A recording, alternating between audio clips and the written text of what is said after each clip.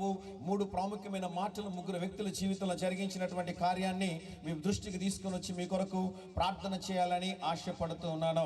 ఈ రాత్రి ప్రభు నీకు ఒక పిలుపునిస్తా ఉన్నాడు. దేవుడు నీకు ఇస్తున్న పిలుపు ఏంటి అంటే, ఒకవేళ నువ్వు మనసు త్రిప్పుకొని దేవుని వైపుకి రావాలని నువ్వు ఉద్దేశించినట్లయితే నువ్వు దేవుని యొద్దకే రావాలి. నువ్వు దేవుని యొద్దకు రావాలనుకున్నప్పుడు మళ్ళీ అటు ఇటు చూడకుండా తిన్నగా దేవుని సన్నిధిలోనికి రావాలని దేవుడు పిలుస్తా ఉన్నాడు.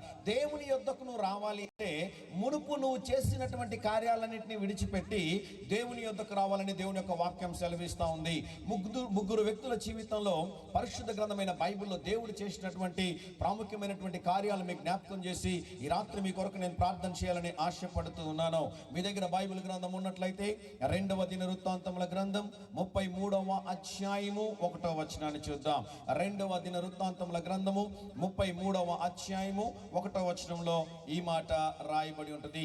బైబిల్ ఉన్న ప్రతి ఒక్కరు తెరిచి చూడవలసిందిగా దేవుని సేవకుడుగా మీకు మనవి చేస్తున్నాను. చదువుదామా? మనష్షే ఏలన ఆరంభించినప్పుడు 12 వాడై యెరూషలేములో 75 సంవత్సరములు ఏలును. వీలైతే నన్ను చూడడానికి ప్రయత్నం చేయండి. పరిశుద్ధ గ్రంథమైన బైబిల్లో మనం గమనించినట్లయితే ఇజ్రాయెల్ దేశాన్ని 42 మంది రాజులు పరిపాలన చేసినట్లుగా చరిత్రలో మనకు పరిశుద్ధ గ్రంథమైన బైబిల్లో తేటగా రాయబడి ఉన్నది. అయితే ఈ ఉమ్మడి ఇజ్రాయెల్ దేశాన్ని కేవలం 3 రాజులు పరిపాలన చేశారు. అందులో మొదటి రాజు సౌలు 40 సంవత్సరాల పరిపాలన చేశాడు. రెండో రాజు దావీదు 40 సంవత్సరాల పరిపాలన చేశాడు. మూడో రాజు సొలొమోను 40 సంవత్సరాల పరిపాలన చేశాడు. సౌలు, దావీదు, సొలొమోను ముగ్గురు కూడా 40 సంవత్సరాలు అనగా 120 సంవత్సరాలు పరిపాలన చేశారు. అయితే సొలొమోను తదనంతరము దేవుడు ఇజ్రాయెల్ దేశాన్ని 2గా విడగొట్టాడు. కారణం ఏంటి అని మనం ఆలోచన చేసే ప్రియులరా, దేవుడు సొలొమోనును ఆశీర్వదించి తనను ఇజ్రాయెల్ దేశానికి రాజుగా చేసి 40 సంవత్సరాల అద్భుతమైన పరిపాలన అందించడానికి దేవుడు సహాయం చేస్తే, ఆ యొక్క సొలొమోను చేసిన కార్యం ఏంటి అంటే, ఏ సియోను కొండ మీద దేవుని స్తుతించారో, ఏ సియోను కొండ మీద దేవుని ఆరాధించారో, ఏ సియోను కొండ మీద బలులు అర్పించారో అదే ప్రాంతంలో అన్య దేవతలను పూజించడం ప్రారంభించారు. అనేక మంది అన్య స్త్రీలను వివాహం చేసుకోవడం ద్వారా వారు దేవుని వైపు నుంచి తన హృదయాన్ని వేరే వైపుకు త్రిప్పివేయడం ద్వారా పరిశుద్ధ గ్రంథమైన బైబిల్లో మనం గమనించినట్లయితే సొలొమోను ఆత్మీయ జీవితం ఎంత గొప్పది అంటే, 7 సంవత్సరాల మందిరాన్ని కట్టిన తర్వాత దేవుని సన్నిధిలో ప్రార్థన చేస్తున్న సమయంలో అగ్ని దిగి వచ్చినట్లుగా పరిశుద్ధ గ్రంథమైన బైబిల్లో ఉంది. అంత అద్భుతమైనటువంటి ఆత్మీయమైనటువంటి వ్యక్తి అన్యులను వివాహం చేసుకోవడం ద్వారా దేవుడు చేసిన కార్యం ఏంటి అంటే, తన తదనంతరం ఈ దేశాన్ని దేవుడు 2గా విడగొట్టాడు. ఒకటేమో ఇజ్రాయెల్ దేశంగా ఏర్పడితే ఈ ఇజ్రాయెల్ దేశానికి షమ్రోన్ అనేది కేంద్రపాలితంగా ఉంటే, ఈ చిన్ని యూదా దేశం అనేది ఉండేది. ఈ చిన్ని యూదా దేశానికి యెరూషలేము క్యాపిటల్ సిటీగా ఉండేది. ఒకవైపు ఏమో 10 గోత్రములు, మరోవైపు ఏమో చిన్ని గోత్రములు. మరోవైపు ఈ చిన్ని గోత్రంలో 2 గోత్రములు ఉండేవి. ఒకటి బెన్యామీను గోత్రము, రెండోది యూదా గోత్రము. దయచేసి జాగ్రత్తగా గమనించండి ప్రియులరా. బ్యాక్గ్రౌండ్ అర్థమైతేనే వాక్యంలో ఉన్నటువంటి సత్యం మనకు అర్థమవడానికి అవకాశం ఉంటుంది. ఇజ్రాయెల్ దేశం 2గా విడిపోయిన తరువాత ఈ రాత్రి మనం దేన్ని ధ్యానిస్తూ ఉన్నాము అంటే, యూదా అనే చిన్ని దేశాన్ని ధ్యానిస్తూ ఉన్నాం. ఈ యూదా అనే చిన్ని దేశంలో ఒకటేమో బెన్యామీను గోత్రము, రెండోదేమో యూదా గోత్రము. ఈ యూదా గోత్రంలో జరిగినటువంటి కార్యం ఏంటి అంటే, తన తండ్రి మరణించిన తరువాత మనిషి అనేటటువంటి యవ్వనస్తుడు అని చెప్పడానికి లేదండి. కారణం ఏంటి అంటే 13 నుంచి 19 వరకు యంగ్స్టర్స్ అంటారనమాట. 12 ఇయర్స్ అంటే బాలుడు. గమనించండి ప్రియులరా, మనిషి ఏలన ఆరంభించినప్పుడు అతని వయసు ఎంత అని ఇక్కడ రాయబడింది అంటే, 12 ఏండ్ల వాడై యెరూషలేములో 55 సంవత్సరములు ఏలునంట. మనిషి అనే మాటకు అర్థం ఏంటో తెలుసా ప్రియులారా? ఆదికాండము 41వ అధ్యాయం 51వ వచనాన్ని చూద్దాం. బైబిల్ ఉన్న ప్రతి ఒక్కరు తెరిచి చూడవలసిందిగా మనం చేస్తున్నాను. ఆదికాండము 51వ అధ్యాయము 51వ వచనాన్ని చూద్దాం. చదువుతారా ఒకసారి? ఆదికాండం 41వ అధ్యాయం 51వ వచనము. అప్పుడు యోసేపు, దేవుడు నా సమస్త బాధను నా తండ్రి ఇంటి వారినందరినీ నేను మరచిపోవునట్లు చేసినని చెప్పి తన జ్యేష్ఠ కుమారునికి మనష్షే అని పేరు పెట్టెను. God has made me to forget everything in my life. మనిషి అనే మాటకు అర్థం ఏంటి అంటే, దేవుడు నా జీవితంలో నా తల్లిదండ్రులను మర్చిపోయేటట్లు చేశాడు, నా తోబుట్టులను మర్చిపోయేటట్టు చేశాడు, నా వేదనను మర్చిపోయేటట్టు చేశాడు, నా దుఃఖాన్ని మర్చిపోయేటట్టు చేశాడు, నా కన్నీటిని మర్చిపోయేటట్టు చేశాడు, నా సమస్త బాధల్లో నుండి నాకు విడుదల ఇచ్చాడు కనుక, వాటన్నిటిని మర్చిపోవడానికి సహాయం చేశాడు కనుక తన జ్యేష్ఠ కుమారుడికి ఏమంటే పేరు పెట్టాడు అంటే మనిషి అని పేరు పెట్టాడు. మనిషి అనే మాటకు అర్థం ఏంటి అంటే మరచిపోవట. అపొస్తలుడైన పౌలు అద్భుతమైన ఒక మాట అంటాడు, వెనక ఉన్నవి మరచి ముందున్న వాటి కొరకు నేను వేగిరపడుచు ఉన్నాను. ఈ రాత్రికాల సమయంలో మనం చేయాల్సిన కార్యం ఏంటో తెలుసా ప్రియులారా? అనేక మంది జీవితాలు ఆశీర్వదించబడకుండా పోవడానికి, దీవించబడకుండా పోవడానికి గల కారణం ఏంటి అంటే గత జీవితంలో జరిగినటువంటి ఓటమి, గత జీవితంలో జరిగిన సమస్యలు, గత జీవితంలో జరిగిన ఇబ్బందులు, గత జీవితంలో జరిగిన పోరాటములు, గత జీవితంలో జరిగిన ఓటమిలు, గత జీవితంలో జరిగిన అవమానాలను విడిచితక అదే గిల్టీ కాన్షియస్నెస్ లో వారు ఉంటారో అటువంటి వారి జీవితంలో ఎన్నడూ కూడా ఆశీర్వాదాలను పొందుకోలేరు. ఈ రాత్రి ప్రభు మాట్లాడుతూ ఉన్నాడు, వెనక ఉన్నవి నువ్వు మరిచినట్లయితే ముందున్న వాటిని వేగిరి పడడానికి దేవుడు సహాయం చేస్తాడో. నమ్మిన వారు బిగ్గరగా చప్పట్లు కొట్టి దేవుని నామాన్ని కనపరుద్దాం. కొంచెం బిగ్గరగా చప్పట్లు కొట్టి దేవుని నామాన్ని కనపరుద్దామా? ఒకసారి హల్లెలూయా చెప్దామా? హల్లెలూయా. ఇంకొంచెం బిగ్గరగా చెప్దాం హల్లెలూయా. మనిషి ఏలన ఆరంభించినప్పుడు 12 సంవత్సరాల వయసు. ఏ దేశానికి రాజుగా ఉన్నాడు అంటే యూదా దేశానికి రాజుగా ఉన్నాడు. క్యాపిటల్ సిటీ ఏంటి అంటే యెరూషలేము క్యాపిటల్ సిటీగా ఉన్నది. ఆ టైంలో జరిగిన కార్యం ఏంటో తెలుసా? 2వ వచనాన్ని చూద్దాం. 2వ దినవృత్తాంతముల గ్రంథం 33వ అధ్యాయం 2వ వచనం. అక్కడక్కడ పిల్లలు తిరుగుతూ ఉన్నారు. దయచేసి ఒక విషయాన్ని గమనించండి. ఇది శ్రేష్టమైన సమయం, ప్రభు నీతో మాట్లాడే సమయం. నమ్మిన వారి గట్టిగా ఒకసారి ఆమేన్ చెప్తారా? ఇంకొంచెం బిగ్గరగా ఆమేన్ చెప్తామా? శ్రేష్టమైన సమయం, ప్రభు మనతో మాట్లాడుతున్నటువంటి సమయం. 2వ దినవృత్తాంతముల గ్రంథం 33వ అధ్యాయం 2వ వచనం చదవండి. ఇతడు ఇశ్రాయేలు ఎదుట నుండి యెహోవా వెళ్ళగొట్టిన అన్యజనులు చేసిన హేయ క్రియలను అనుసరించి యెహోవా దృష్టికి చెడుతనముగా నడిచాడంట. గమనించిన ప్రియుల వాక్యంలో ఒక మాట ఉంటది, యెహోవా కన్నులు ప్రతిష్టమందుండును, అవి చెడ్డ వారిని మంచి వారిని ఏం చేస్తూ ఉంటాయని చెప్పండి, చూస్తూ ఉంటాయి. కొన్నిసార్లు మనం మనుషుల దగ్గర చక్కగా కనిపిస్తూ ఉంటాం, ప్రార్థనా పరులుగా కనిపిస్తూ ఉంటాం, భక్తి పరులుగా కనిపిస్తూ ఉంటాం కదండి. అయితే వాక్యంలో ఒక మాట ఉంటుంది, మనిషి అయితే పై రూపాన్ని చూస్తే మన దేవుడు అంతరంగాన్ని చూసేటటువంటి దేవుడు. ఆయన నీ పై రూపాన్ని చూసి ఆశీర్వదించే దేవుడు కాదు, కానీ నీ అంతరంగాన్ని చూసి ఆశీర్వదించేటటువంటి దేవుడు. ఇతను చేసిన కార్యం ఏంటి అంటే తన తండ్రి వెళ్ళగొట్టి పడగొట్టి చెడగొట్టినటువంటి ఆ విగ్రహాలన్నింటినీ కూడా స్థాపించాడంట. 3వ వచనం చదువుదామా? 3వ వచనం చదువుదామా?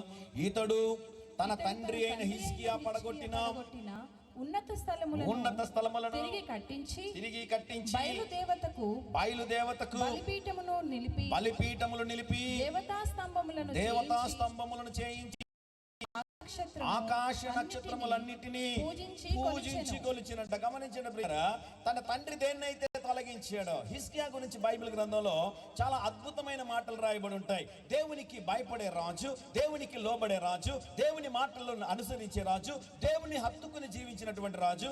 దావీదు తర్వాత దేవుని అంతగా ప్రేమించి హత్తుకుని జీవించినటువంటి రాజు మరొకడు లేదు అన్నట్లుగా బైబిల్లో రాయబడింది. తన తండ్రి దేవునికి లోబడ్డాడో, తన తండ్రి దేవునికి భయపడ్డాడో, తన తండ్రి దేవుని మార్గంలో నడిచాడు. అయితే తన తండ్రి దేన్నైతే తొలగించాడో వాటన్నిటిని తిరిగి పూజించడం ప్రారంభించాడంట.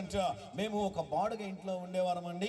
మా ఓనర్ గారు ఉదయకాల సమయంలో నేను ఇంట్లో నుంచి బయటకు రాగానే వంగి వంగి నమస్కారాలు పెట్టేవాడు. నేను ఒకసారి మా భార్య దగ్గర చెప్పాను, మన ఓనర్ ఎంత మంచోడు తెలుసా, నేను బయటకు రాగానే ఏం చేస్తాడో తెలుసా, నాకు వంగి వంగి నమస్కారాలు పెడతాడంటే ఆవిడంది, ఆయన నీకు కదయ్యా పెట్టేది, సూర్య నమస్కారం చేస్తూ ఉంటాడు, నువ్వెందుకు ఆయనకి ఎదురుగా వెళ్ళి కనిపించావని అడిగింది అనమాట. నేను అనుకున్నాను ఆయన నాకు నమస్కారం చేస్తున్నాడని. గమనించిన ప్రియులారా, నీవు నన్ను సూర్యుడు చంద్రుడికి నమస్కారం చేయాల్సిన అవసరం లేదు. ఎందుకంటే వాటిని సృష్టించినటువంటి దేవుణ్ణి మనం పూజిస్తున్నాము కనుక. దేవునికి స్తోత్రం చెప్తాం. గట్టిగా చప్పట్లు కొడదామా ఒకసారి? ఇంకొంచెం బిగ్గరగా చప్పట్లు కొట్టి దేవుని నామాన్ని కనపరుద్దామా? నీవు నేను సూర్య చంద్రులను పూజించాల్సిన అవసరం లేదు. కారణం ఏంటో తెలుసా?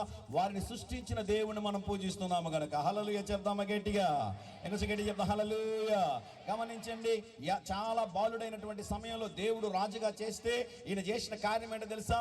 దేవుని మార్గాన్ని విడిచిపెట్టాడు. దేవునికి ఇష్టం లేని కార్యంలో తిరుగుతూ ఉన్నాడు. దేన్ని చేశాడంటే తెలుసా? తన తండ్రి తొలగించినటువంటి విగ్రహారాధన అంతటిని కూడా తిరిగి తీసుకొని వచ్చాడంట. 10వ వచనం చదువుదామా? 10వ వచనం 2వ దినవృత్తాంతముల గ్రంథం 33వ అధ్యాయము 10వ వచనాన్ని చూద్దాం. 10వ వచనం చదవండి. యెహోవా మనుష్యుకిని అతని జనులకును వర్తమానములు పంపినను వారు చెవి యొగ్గకపోయి వాక్యంలో ఒక మాట ఉంటుంది ప్రియులరా, విననొల్లని ప్రజల వైపు దినమెల్ల నా చేతులు చాపుతున్నాను అంటాడు. ఇంకా పిల్లలు కొంతమంది అటు ఇటు తిరుగుతూ ఉన్నారు. దయచేసి శ్రేష్టమైన సమయం, దేవుడు నీతో మాట్లాడే సమయం, దేవుడు నీ హృదయాన్ని బలపరిచే సమయం, దేవుడు నిన్ను సరిచేసేటటువంటి సమయం ఇది. కనుక పిల్లలు ఉంటే మీ దగ్గర కూర్చోబెట్టుకోవడానికి ప్రయత్నం చేయండి. అటు ఇటు ఎవరు తిరగొద్దండి. ప్రభు మీతో మాట్లాడేటటువంటి సమయం ఇది. నమ్మితే ఒకసారి ఆమేన్ చెప్తారా గట్టిగా? గమనించండి, యెహోవా మనుష్యకి ఏం చేశాడంటే చెప్పండి, వర్తమానము పంపించాడంట. మన దేవుడు ఎటువంటి వాడు అంటే ప్రేమ కలిగినటువంటి దేవుడు. మన దేవుడు ఎటువంటి వాడు అంటే జాలి కలిగినటువంటి దేవుడు. నువ్వు మార్గం తప్పిపోతా ఉంటే, నీ సొంత మార్గంలో నువ్వు వెళుతూ ఉంటే, నువ్వు దేవునికి ఇష్టం లేని కార్యం చేస్తుంటే దేవుడు నిన్ను వెంటనే శిక్షించేటటువంటి వాడు కాదు. మీకు ఇంకో మాట చెప్పమంటారా? ఇంకొక 2 సార్లు కానీ నేను పిల్లల గురించి గట్టిగా చెప్పానంటే తల్లిదండ్రులు ఏం చేస్తారో తెలుసానండి? వీపు విమానం చేసేస్తారండి. కారణం ఏంటో చెప్పండి? అంత కోపం అనమాట మనకి. అందుకని నేను కొంచెం స్మూత్గా చెప్తా ఉంటాను. కారణం ఏంటి అంటే తల్లిదండ్రులకు అంత ఓపిక ఉండదండి. బిడ్డలను ఏం చేస్తారో తెలుసా? కొట్టి మీటింగ్లో నుంచి తీసుకుని వెళ్ళిపోతూ ఉంటారు. అయితే నువ్వు గమనించాల్సిన ప్రాముఖ్యమైన విషయం ఏంటి అంటే, నీ దేవుడు అటువంటి వాడు కాదు. నీ దేవుడు ప్రేమ కలిగినటువంటి దేవుడు, నీ దేవుడు జాలి కలిగినటువంటి దేవుడు, నీ దేవుడు కనికరమ కలిగినటువంటి దేవుడు. కనుక మనుష్య దేవునికి ఇష్టం లేని కార్యాలు చేస్తూ ఉన్నా దేవుడు శిక్షించకుండా దేవుడు ఏం చేశాడు తెలుసా? ఏం పంపించాడంట? ఆ మాటను చదువుదాం ఒకసారి, మళ్ళీ చదవండి. 10వ వచనము. యెహోవా మనుష్యకును అతని జనులకును వర్తమానములు పంపినను వారు చెవి యొగ్గకపోయిరి. వీలైతే నన్ను చూడడానికి ప్రయత్నం చేయండి. ఈ రాత్రి ఆవరణంలో కూర్చున్న నీతో కూడా దేవుడు మాట్లాడుతూ ఉన్నాడు. నేను నమ్ముతా ఉన్నాను మీ అందరితో మాట్లాడుతున్నాడని నేను చెప్పలేను, కానీ మీలో ఎవరితోనో ఒకరితో దేవుడు మాట్లాడుతున్నాడు. నువ్వు చేస్తున్న కార్యాలు కరెక్ట్ కాదు, నువ్వు వెళుతున్న మార్గం కరెక్ట్ కాదు, నువ్వు తీసుకున్న నిర్ణయాలు కరెక్ట్ కాదు, నీ జీవితం దేవునికి దూరంగా ఉందేమో. దేవుడు ఏం చేశాడు తెలుసా? 2 కార్యాలు చేశాడండి. ఒకటి, దేవుడు మనుష్యతో మాట్లాడాడు. రెండోది, తన జనులతో దేవుడు మాట్లాడాడంట. ఆ మాటను చదువుదామా ఒకసారి? 11వ వచనం చదువుదామా? 2వ దినవృత్తాంతముల గ్రంథం 33వ అధ్యాయం 11వ వచనము. కాబట్టి అష్షూరు రాజు సైన్యాధిపతులు వారి మీదికి రప్పించును. మనుష్యే తప్పించుకుని పోకుండా వారు అతని పట్టుకుని గొలుసులతో బంధించి అతని బబులోనుకు తీసుకొని పోయి. జాగ్రత్తగా గమనించండి ప్రియులారా. ముందు దేవుడు ఏం చేశాడు అంటే, మనుష్య నువ్వు చేస్తున్న కార్యం కరెక్ట్ కాదు, నువ్వు వెళుతున్న మార్గం కరెక్ట్ కాదు, నువ్వు సరి చేసుకుని దేవుడు అవకాశం ఇచ్చాడండి. దేవుడు అవకాశం ఇస్తే సరి చేసుకున్నాడా? లేదంట. దేవుడు ఎన్నోసార్లు అవకాశం ఇచ్చాడు. వాక్యంలో రాయబడిన చూడండి ప్రియులారా. కాబట్టి యెహోవా అష్షూరు రాజు యొక్క సైన్యాధిపతులను వారి మీదకి రప్పించెను. ఈ అష్షూరు రాజులు కానివ్వండి, ఈ యొక్క బబులోను రాజులు ఒక దేశం మీదకి యుద్ధానికి వచ్చినప్పుడు, వీళ్ళైతే జాగ్రత్తగా నన్ను చూడడానికి ప్రయత్నం చేయండి ప్రియులారా. వారి స్ట్రాటజీ ఎట్లుంటది అంటే, ఓ ప్రాంతానికి యుద్ధానికి వెళ్ళారు అంటే అక్కడ ఉన్నటువంటి రాజును ముందు ప్రాణాలతో పట్టుకుంటారు. ఆ రాజు పట్టుకున్న తర్వాత ఏం చేస్తారు అంటే, ఆ రాజు చేతులు 2 వెనకాల పెట్టి, గుర్రం యొక్క తోక ఉంటది కదండి, ఆ గుర్రం యొక్క తోకతో చేసినటువంటి నాడాలను ఏం చేస్తారు అంటే, ఈ 2 చేతులు వెనకాల పెట్టి గట్టిగా వాటిని కట్టేస్తారు. ఈ గుర్రం యొక్క నాడాకు ఉన్నటువంటి శక్తి ఎటువంటిదంటే, ఈ చేతులు ఒకసారి మనం అలా ఇలా తిప్పాము అంటే నరాలు కూడా తెగిపోయేటటువంటి భయంకరమైనటువంటి పెయిన్ వస్తుందన్నమాట. ముందు రాజుని ప్రాణాలతో పట్టుకుంటారు. ఆ రాజు యొక్క చేతులు 2 వెనకాల పెట్టేసి గుర్రం నాడాతో కట్టేసిన తర్వాత రాజుగారిని మోకాళ్ళ మీద నిలబెట్టి, రాజుగారు చూస్తూ ఉండగానే రాజుగారు భార్యలందరినీ, రాజుగారు బిడ్డలందరినీ, మనవులని, కొడుకుల్ని అందరినీ రాజుగారు చూస్తూ ఉండగా వారి ముందరే అన్ని తలకాయలు నరికించిన తర్వాత 2 చువ్వల్ని బాగా కాల్చి, ఆ 2 చువ్వలతో ఏం చేస్తారు అంటే రాజుగారు 2 కళ్ళను కూడా బెరికేస్తారన్నమాట. అంత భయంకరమైనటువంటి క్రూరమైనటువంటి రాజులు ఈ బబులోనులో ఉన్నటువంటి రాజులు. గమనించండి ప్రియులారా, సమస్య రావడానికి ముందు, ఇబ్బంది రావడానికి ముందు దేవుడు చేసిన కార్యం ఏంటి అంటే, ముందు దేవుడు మనుష్యతో మాట్లాడాడు. రెండోది దేవుడు చేసిన కార్యం ఏంటో తెలుసా? తన ప్రజలతో దేవుడు మాట్లాడాడు. ఆ మాటను చూద్దామా? 2వ దినవృత్తాంతముల గ్రంథం 33వ అధ్యాయము 10వ వచనాన్ని చూద్దాం. వీలైతే ఫ్యాన్ కొంచెం దగ్గరికి పెట్టండి. 2వ దినవృత్తాంతముల గ్రంథం 33వ అధ్యాయము 10వ వచనం చదవమ్మా. యెహోవా మనుష్యకును అతని జనులకును వర్తమానములు పంపినను వారు చెవి యొగ్గకపోయిరి. ఏం చేయలేకపోయారంట? చూడండి ఒకసారి, నన్ను చూడడానికి ప్రయత్నం చేయండి. వినలేదంట. గమనించండి ప్రియులారా, దేవుడు నోవాహుకు చెప్పిన కార్యం ఏంటి అంటే, పడవను తయారు చేయమన్నాడు. ఎన్ని సంవత్సరాలు తయారు చేశారో తెలుసానండి? 1 సంవత్సరం కాదు, 2 సంవత్సరాలు కాదు, 10 సంవత్సరాలు కాదు, 20 సంవత్సరాలు కాదు, 50 సంవత్సరాలు కాదు, 120 సంవత్సరాలు అంట. ఈ 120 సంవత్సరాలు దేన్ని తెలియజేస్తుందో తెలుసా? దేవుని యొక్క ప్రేమను తెలియజేస్తుంది. నమ్మిన వారు ఒకసారి దేవునికి స్తోత్రం చెప్దామా? హల్లెలూయా చెప్దామా? ఇంకొంచెం బిగ్గరగా చెప్దాం హల్లెలూయా. ఇంకొంచెం బిగ్గరగా చెప్దాం హల్లెలూయా. మా ప్రాంతంలో ఒక ఆయన ఉన్నాడు. ఆయన ఈ తహసీల్దార్ ఆఫీస్లో పనిచేస్తాడు అనమాట. సబ్ రిజిస్టర్ ఆఫీస్లో పత్రాలు రాస్తూ ఉంటాడు ఆయన. మీకు తెలుసు కదండి, రెవెన్యూ డిపార్ట్మెంట్లో కానివ్వండి, సబ్ రిజిస్టర్ ఆఫీస్లో విపరీతమైన డబ్బులు వచ్చేస్తుంటాయి కదండి, అన్యాయంగా సంపాదిస్తూ ఉంటారు. ఈయన ఏం చేశాడంటే, ఒకరోజు సాయంకాలం కాఫీ తాగుదామన్న ఉద్దేశంతో 4 o'clockకి ఆయన ఆఫీస్ పక్కన ఉన్నటువంటి ఒక టీ అంగడికి వెళ్ళాడండి. ఆ టీ అంగడికి వెళ్ళినప్పుడు ఆ టీ అంగడి బయట చాలా మంది తాగుతూ ఉంటారు, లోపల ఒక రూమ్ ఉంటుంది, దాని లోపల ఇంకొక రూమ్ ఉంటుంది అనమాట. బాగా జాగ్రత్తగా ఆలోచన చేయండి. బయట ఒక 50 మంది ఉన్నారు, ముందు ఉన్నటువంటి రూమ్లో ఒక 20 మంది ఉన్నారు, ఆ లోపల కొంతమంది ఉన్నారు. ఇతను లోపలికి వెళ్ళిపోయి 2 సాల్ట్ బిస్కెట్లు, ఒక సమోసా పెట్టుకొని టీ ఆర్డర్ చేసాడండి. టీ వచ్చిందండి, టీ తాగుతూ ఉన్నాడు. ఇతను టీ తాగుతున్నప్పుడు ఏం జరిగిందంటే, ఆ దారిలో ఒక లారీ వెళ్తా ఉండింది. వేగంగా వెళ్తున్నటువంటి లారీలో నుంచి ఒక టైర్ ఊడిపోయి, ఆ టైర్ వేగంగా వచ్చి ఎవరో చిన్నపిల్లలు రిమోట్ ఆడుతున్నప్పుడు కంట్రోల్ చేస్తారు చూసారా, ఆ విధంగా బయట ఉన్నటువంటి 50 మందిని తప్పించుకొని, మొదటి రూమును తప్పించుకొని, రెండో రూమును తప్పించుకొని, లోపల ప్రశాంతంగా టీ తాగుతున్న ఈయన్ని డిషుమని గుద్దేసిందండి. కాలు ఇరిగిపోయింది ఈయనకి. నాకు అప్పుడు అనిపించింది, దేవుడు నిన్ను విడిచిపెట్టాడు అంటే నువ్వు ఎక్కడున్నా సాతాను నిన్ను వెతుక్కుంటూ వచ్చి పట్టేసుకుంటాడు. జరిగిన కార్యం అంటే తెలుసా? మనుష్య ఏం చేసినంటే చూడండి, తప్పించుకొని పోకుండా ఉండునట్లుగా. ఆ మాట చదువుదాం ఒకసారి. 11వ వచనము, 2వ దినవృత్తాంతముల గ్రంథం 33వ అధ్యాయం 11వ వచనం చదవండి ఒకసారి. కాబట్టి యెహోవా అష్షూరు రాజు యొక్క సైన్యాధిపతులను వారి మీదకి రప్పించెను. మనుష్య ఏం చేసుకోలేకపోయాడంట చూడండి, తప్పించుకుని లేకుండా పోయాడంట. ఎక్కడికి వెళ్ళిపోయాడు ఇప్పుడు? బబులోను చెరలోనికి వెళ్ళిపోయాడు. దేవుడిచ్చిన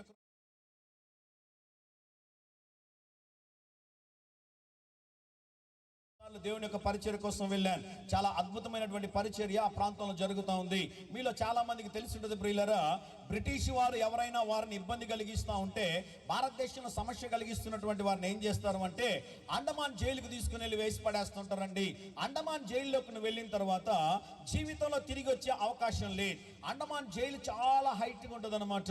మన ఏసన్న గారు కూడా అండమాన్ ప్రాంతానికి పరిచర్యకి వెళ్ళినప్పుడు ఆ జైలు స్ట్రక్చర్ని చూసి, గుంటూరు ప్రాంతంలో గోరింట అనే ప్రాంతంలో ఆ అండమాన్ జైలు ఏ విధంగా ఉంటుందో అలాగే అద్భుతమైనటువంటి మందిరాన్ని కట్టాడు. అండమాన్ జైలుకున్న ప్రత్యేకత ఏంటి అంటే, ఇక్కడ మనం నిలబడుకున్నాము అంటే అన్ని వైపులు ఉన్నటువంటి సెల్లులన్నీ కూడా చూడడానికి అవకాశం ఉంటుంది అనమాట.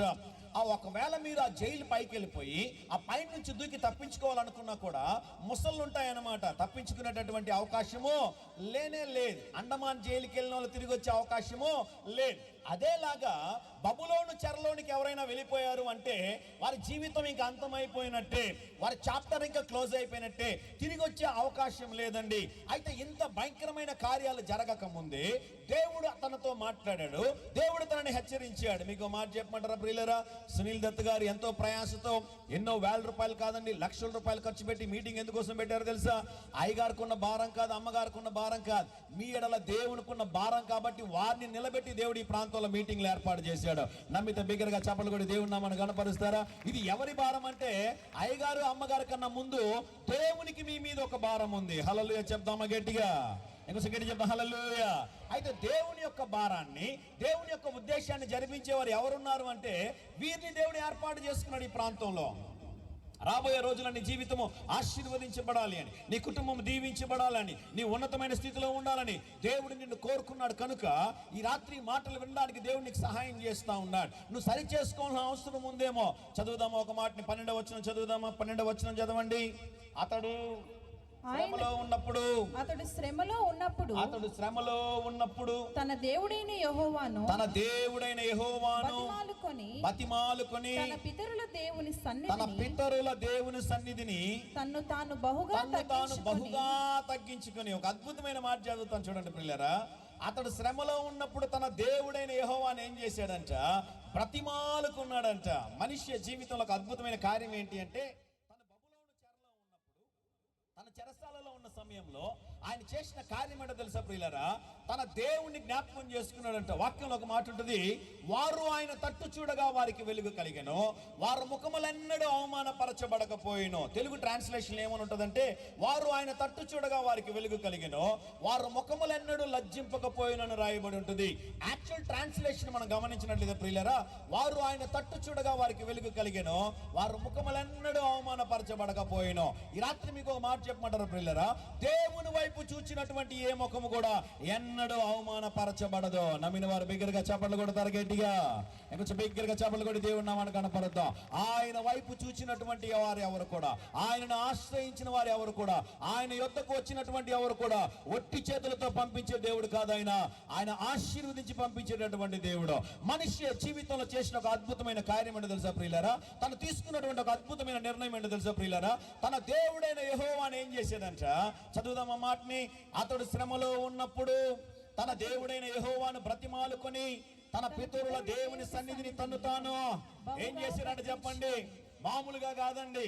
ఎలా తగ్గించుకున్నారంటే తెలుసా, బహుగా తగ్గించుకున్నాడు. గమనించండి, ప్రార్థన అన్నప్పుడు కొంతమంది ఏం చేస్తారు, లేచి నిలబడుతూ ఉంటారు. కొంతమంది ఏం చేస్తూ ఉంటారు, మోకాళ్ళు వంగుతూ ఉంటారు. బహుగా అంటే అర్థమేంటో తెలుసా, సాష్టాంగ పడ్డాడు దేవుని దగ్గర, నిలబడుకోలేదు, మోకాళ్ళు వంగలేదు, దేవుని దగ్గర సాష్టాంగ పడ్డాడంట.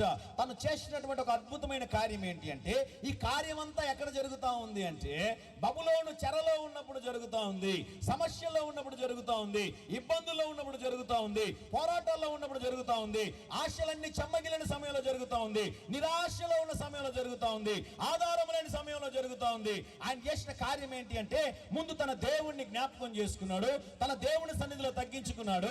మూడో కార్యం ఏం చేశాడు తెలుసా, బహుగా తన దేవుని యొద్ద బ్రతిమాలుకున్నాడంట. ఆ మాట చెప్తాను చూడండి, ఆ మాట చదువుతాను చూడండి. అతడు శ్రమలో ఉన్నప్పుడు తన దేవుడైన యెహోవాను ఏం చేశాడంట, బతిమాలుకొని తన పితరుల దేవుని సన్నిధిని తన్ను తాను ఎలా తగ్గించుకున్నాడంట, బహుగా తగ్గించుకునినో.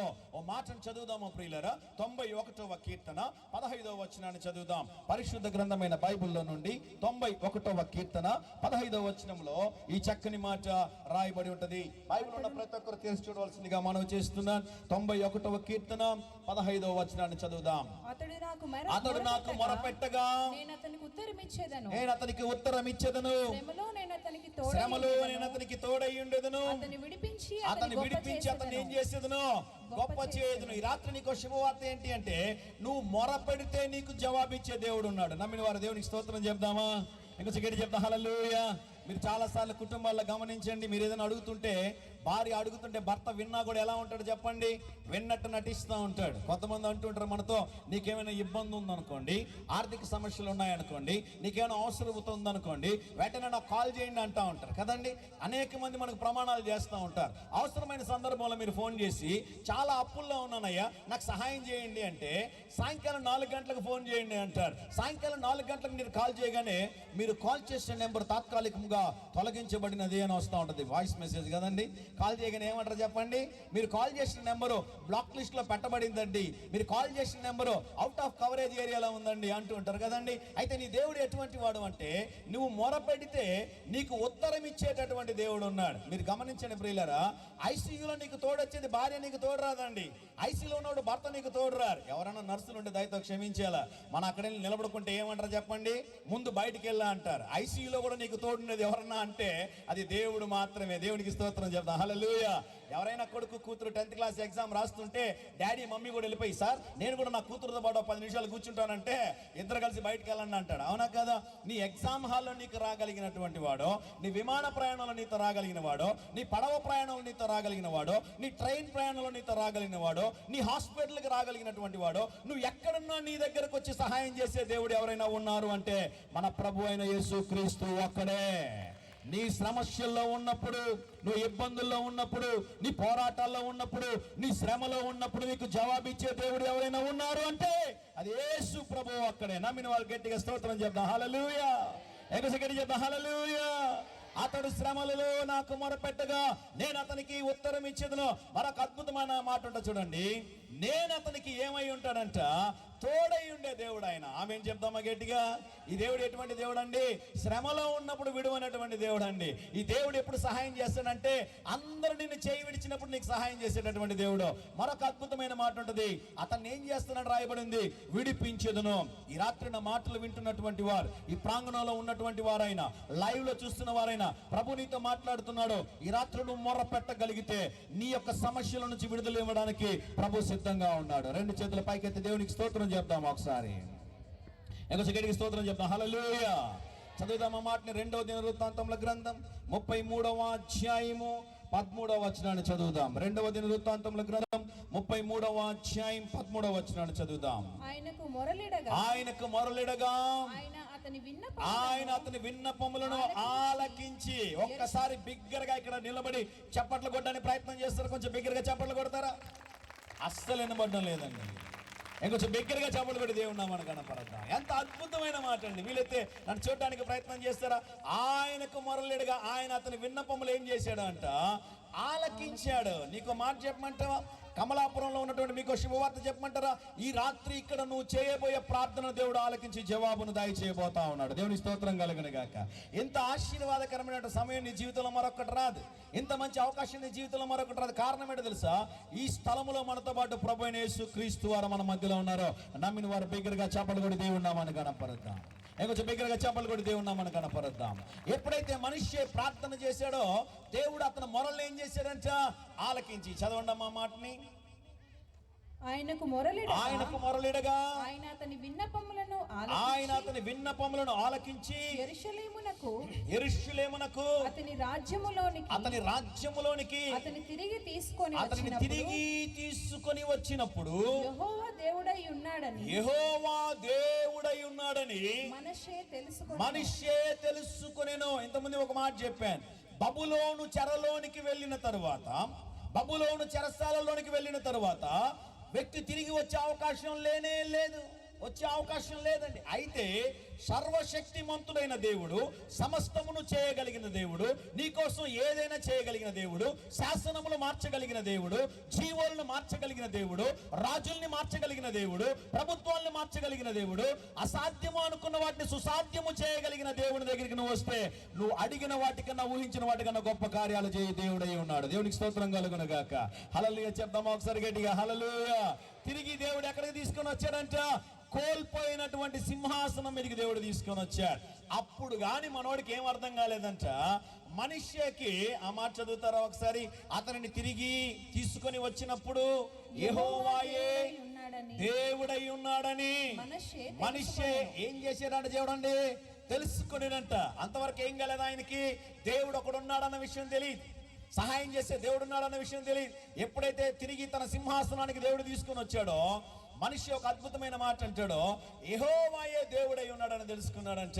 ఆ తర్వాత మనిషి దేవుని కోసం అద్భుతమైన కార్యాలు చేసినట్లుగా పరిశుద్ధ గ్రంథమైన బైబిల్లో మనం చూస్తూ ఉంటాం. మీరు గమనించండి ప్రియులారా, ఇంతకుముందు మీలో చాలా మందికి సినిమాలు చూసే అలవాటు ఉంటుంది. ఇప్పుడు కూడా చాలా మందికి అలవాటు ఉంటుంది. ఇప్పుడు కూడా మీకు సినిమాలు చూసే అలవాటు ఉంటే మీ కనులు రెండు పేలిపోవును గాక. ఎవరన్నా ఆమెన్ చెప్తాడా? ఎవడో చెప్పడు. ఎందుకు చెప్తారండి? ఎవరు చెప్తారు చూడండి. అవునా కాదా? చెప్తారా? చెప్పండి. ఈ రోజుల్లో ఎవరు చెప్పరు? అవునా కాదా? మీరు సినిమాలు చూసి ఉంటారు కదండి చాలా కాలం ముందు. ఏమో ఎవరు ఎప్పుడు సినిమా చూడనట్లు. అయితే మీకు మాట చెప్తున్నాను, నేను మీ పై రూపాన్ని చూస్తాను. ఇక్కడ ఉన్న దేవుడు మీ అంతరంగాన్ని చూడగలిగిన దేవుడు. దేవునికి స్తోత్రం కలిగిన గాక. మీరు సినిమాలో చూసినప్పుడు ఎవరికైనా ప్రమాదం జరిగినప్పుడు ఏం చేస్తుంటారు అంటే, ఈసీజీ ఉంటుంది అనమాట అండి. ఆ ఈసీజీలో ఏమవుతుందంటే, ఆ వేవ్స్ ఏం చేస్తుంటాయంటే, ఆ వేవ్స్ పైకి కిందికి వెళ్తూ వస్తూ ఉంటాయి అన్నమాట. ఒకనొక సందర్భం వచ్చినప్పుడు ఏమవుతుందంటే, గుయ్యని ఒక సౌండ్ వచ్చి ఆ లైన్ స్ట్రైట్గా పోతుంటుంది అనమాట. ఎప్పుడైనా ఆ లైన్ స్ట్రైట్గా వెళ్ళి గుయ్యని వస్తే అర్థం ఏంటి అంటే, నువ్వు ఇంకా బగిడిదనేసావని అర్థం అన్నమాట. అది ఎలా ఉండాలి అంటే, ఆ వేవ్ పైకి కిందికి వెళ్ళి వస్తూ ఉండాలి. ఆత్మీయ జీవితం కూడా అటువంటిదేనండి. ఎవరు 100% పరిశుద్ధంగా ఉండరండి. పరిశుద్ధంగా ఉండడానికి మనం ప్రయత్నం చేయాలి. నమ్మిన వారు ఆమేన్ చెప్తారా ఒకసారి? 100కు 100% ఎవరు పరిశుద్ధులుగా ఉండరండి. పరిశుద్ధంగా ఉండడానికి మనం ప్రయాసపడినప్పుడు పరిశుద్ధాత్మ దేవుడు సహాయం చేస్తాడు. అనేక సార్లు నువ్వు పడిపోతూ ఉంటావు. నువ్వు పడిపోయినప్పుడు అలాగే ఉండాల్సిన అవసరం లేదు. నువ్వు తిరిగి లేయడానికి దేవుడు నీకు సహాయము చేయను గాక. దేవునికి స్తోత్రం కలుగును గాక. ఈ రాత్రి దేవుడు అటువంటి కూడికలు నీకోసం ఏర్పాటు చేస్తున్నాడు. ఆత్మీయ జీవితంలో దేవునికి దూరంగా ఉన్నావా? పడిపోయిన స్థితిలో నువ్వు ఉన్నావా? ఈ రాత్రి నువ్వు తిరిగి లేయాలని దేవుడు కోరుకుంటూ ఉన్నాడు. నువ్వు చేస్తున్న కార్యాలు దేవునికి ఇష్టం లేని కార్యాలు అయితే ఈరోజు మనము ఆరంభ వాక్యం ఒకటి చదివాం. నువ్వు తిరిగి రావాలని ఉద్దేశించిన ఎడలా నువ్వు ఎవరి దగ్గరికి రావాలంట? ప్రభు మాట్లాడుతున్నాడు, నువ్వు తిరిగి రావాలని ఉద్దేశించిన ఎడలా నీవు నా యొద్దకే తిరిగి రావాలి. అది కూడా ఎలా రావాలన్నాడు? అటు ఇటు కాదండి, అటు ఇటు తిరగక నీ హేయకులను విడిచిపెట్టి దేవుని యొద్దకు వచ్చినట్లయితే మునుపు కోల్పోయిన ఆశీర్వాదాల కన్నా 100 రెట్ల ఆశీర్వాదాలు దేవుడు దయచేస్తాడు. ఈ రాత్రి చాలా బాధాకరమైన ఒక మాట మీకు చెప్తాను. వీలైతే నన్ను చూడడానికి ప్రయత్నం చేయండి. వెనకాల ఉన్నవారు కానివ్వండి, సైడ్లో కూర్చున్న మీరు కానివ్వండి, నన్ను చూడడానికి ప్రయత్నం చేయండి. ప్రియులరా, ఒక బాధ కలిగించే ఒక విషయం ఏంటి అంటే, యాక్చువల్గా దేవుడు నీ యొక్క జీవితాన్ని ప్లాన్ చేసిన విధానం ఇది కాదండి. నువ్వు ఇలా కాదు నువ్వు ఉండాల్సింది. దేవునికి వేరొక ప్రణాళిక ఉంది. ఇది కాదు నీ పరిచర్య. దేవుడు నేను పిలిచింది ఇటువంటి పరిచర్య కోసం కాదు, ఇటువంటి జీవితం కోసం కాదు. దీనికన్నా ఉన్నతమైన ప్రణాళిక దేవుడు కలిగి ఉన్నాడు. ఉన్నతమైన ఉద్దేశాలు దేవుడు కలిగి ఉన్నాడు. నీ ఎడల దేవుడు ప్రణాళిక కలిగి ఉన్నాడు. నీ బిడ్డల ఎడల దేవుడు ప్రణాళిక కలిగి ఉన్నాడు. నీ కుటుంబ ఎడల దేవుడు ప్రణాళిక కలిగి ఉన్నాడు. అందుకని వాక్యం అంటది, మీ తలంపుల కంటే నా తలంపులు 1000 రెట్లు బహుగా ఉన్నవన్న పరిశుద్ధ గ్రంథమైన బైబిల్ సెలవిస్తుంది. నీ జీవితం ఇలా కాదు ఉండాల్సింది, దీనికన్నా ఉన్నతంగా ఉండాలి. అయితే ఏదో కొన్ని కార్యాలు దేవుడి నుంచి నిన్ను దూరం చేసి నీ ఆశీర్వాదాలు పోగొడుతున్నాయేమో. ఈ రాత్రి నువ్వు దేవుడి దగ్గర తిరిగి రాగలిగితే, మనిషి వల్ల నిన్ను తగ్గించుకోగలిగితే, దేవుని సన్నిధిలో బ్రతిమాలుకోగలిగితే, నీ జీవితాన్ని రీడెడికేట్ చేయగలిగితే, ఈ రాత్రి దేవుడు బలమైన కార్యాలు చేయడానికి సంసిద్ధంగా ఉన్నాడు. దేవుడి నామానికి స్తోత్రం కలుగును గాక. హల్లెలూయా చెప్దామా? ఇంకొంచెం గట్టిగా చెప్దాం, హల్లెలూయా. యెషయా గ్రంథం 55వ అధ్యాయము 7వ వచనాన్ని చూద్దాం. యెషయా గ్రంథము 55వ అధ్యాయము 7వ వచనాన్ని చదువుతాం. ఎవరైనా ఒకరు చదువుతారా? యెషయా గ్రంథం 55వ అధ్యాయం 7వ వచనంలో ఈ మాట రాయబడి ఉంటుంది, భక్తిహీనులు తమ మార్గములను విడువవలెను, దుష్టులు తమ తలంపులను మానవలెను, వారు యెహోవా వైపు తిరిగిన ఎడల ఆయన వారి యందు జాలిపడును, వారు మన దేవుని వైపు తిరిగిన ఎడల ఆయన ఎలా క్షమిస్తాడంట? చూడండి, బహుగా క్షమిస్తాడంట. ఈ రాత్రి ఎంతమందితో దేవుడు మాట్లాడుతున్నాడు? చేతులెత్తి చూపించండి చూద్దాం. ప్రభు నాతో మాట్లాడుతున్నాడు అన్నవారు ఒకసారి చేతి చూపించండి చూద్దాం. ప్రభు ఈ రాత్రి నాతో మాట్లాడుతున్నాడు అన్నవారు ఈ రాత్రి ఇక్కడ ఉండాలని దేవుడు ఉద్దేశించాడు. నమ్మిన వారు ఆమేన్ చెప్తారా గట్టిగా? ఈ రాత్రి దేవుడు ఎందుకు ఇక్కడ నిన్ను ఉద్దేశించాడో తెలుసా? ఈ రాత్రి ప్రభు నిన్ను ఆశీర్వదించాలనుకుంటా ఉన్నాడు. ఈ రాత్రి నువ్వు తీసుకున్న ఒక చిన్న నిర్ణయం, ఈ రాత్రి నువ్వు దేవుని వైపుకు తిరిగినట్లయితే దేవుడు ఏం చేయాలన్నాడో తెలుసా? ముందుగా నిన్ను బహుగా క్షమించి, నిన్ను సరిచేసి, నిన్ను బలపరిచి, నిన్ను స్థిరపరచి, కోల్పోయిన ఆశీర్వాదాలన్నింటినీ దేవుడు తిరిగి కుమ్మరించాలనుకుంటున్నాడు. నమ్మిన వారు బిగ్గరగా చప్పట్లు కొట్టి దేవుడి నామాన్ని గణపరుద్దాం.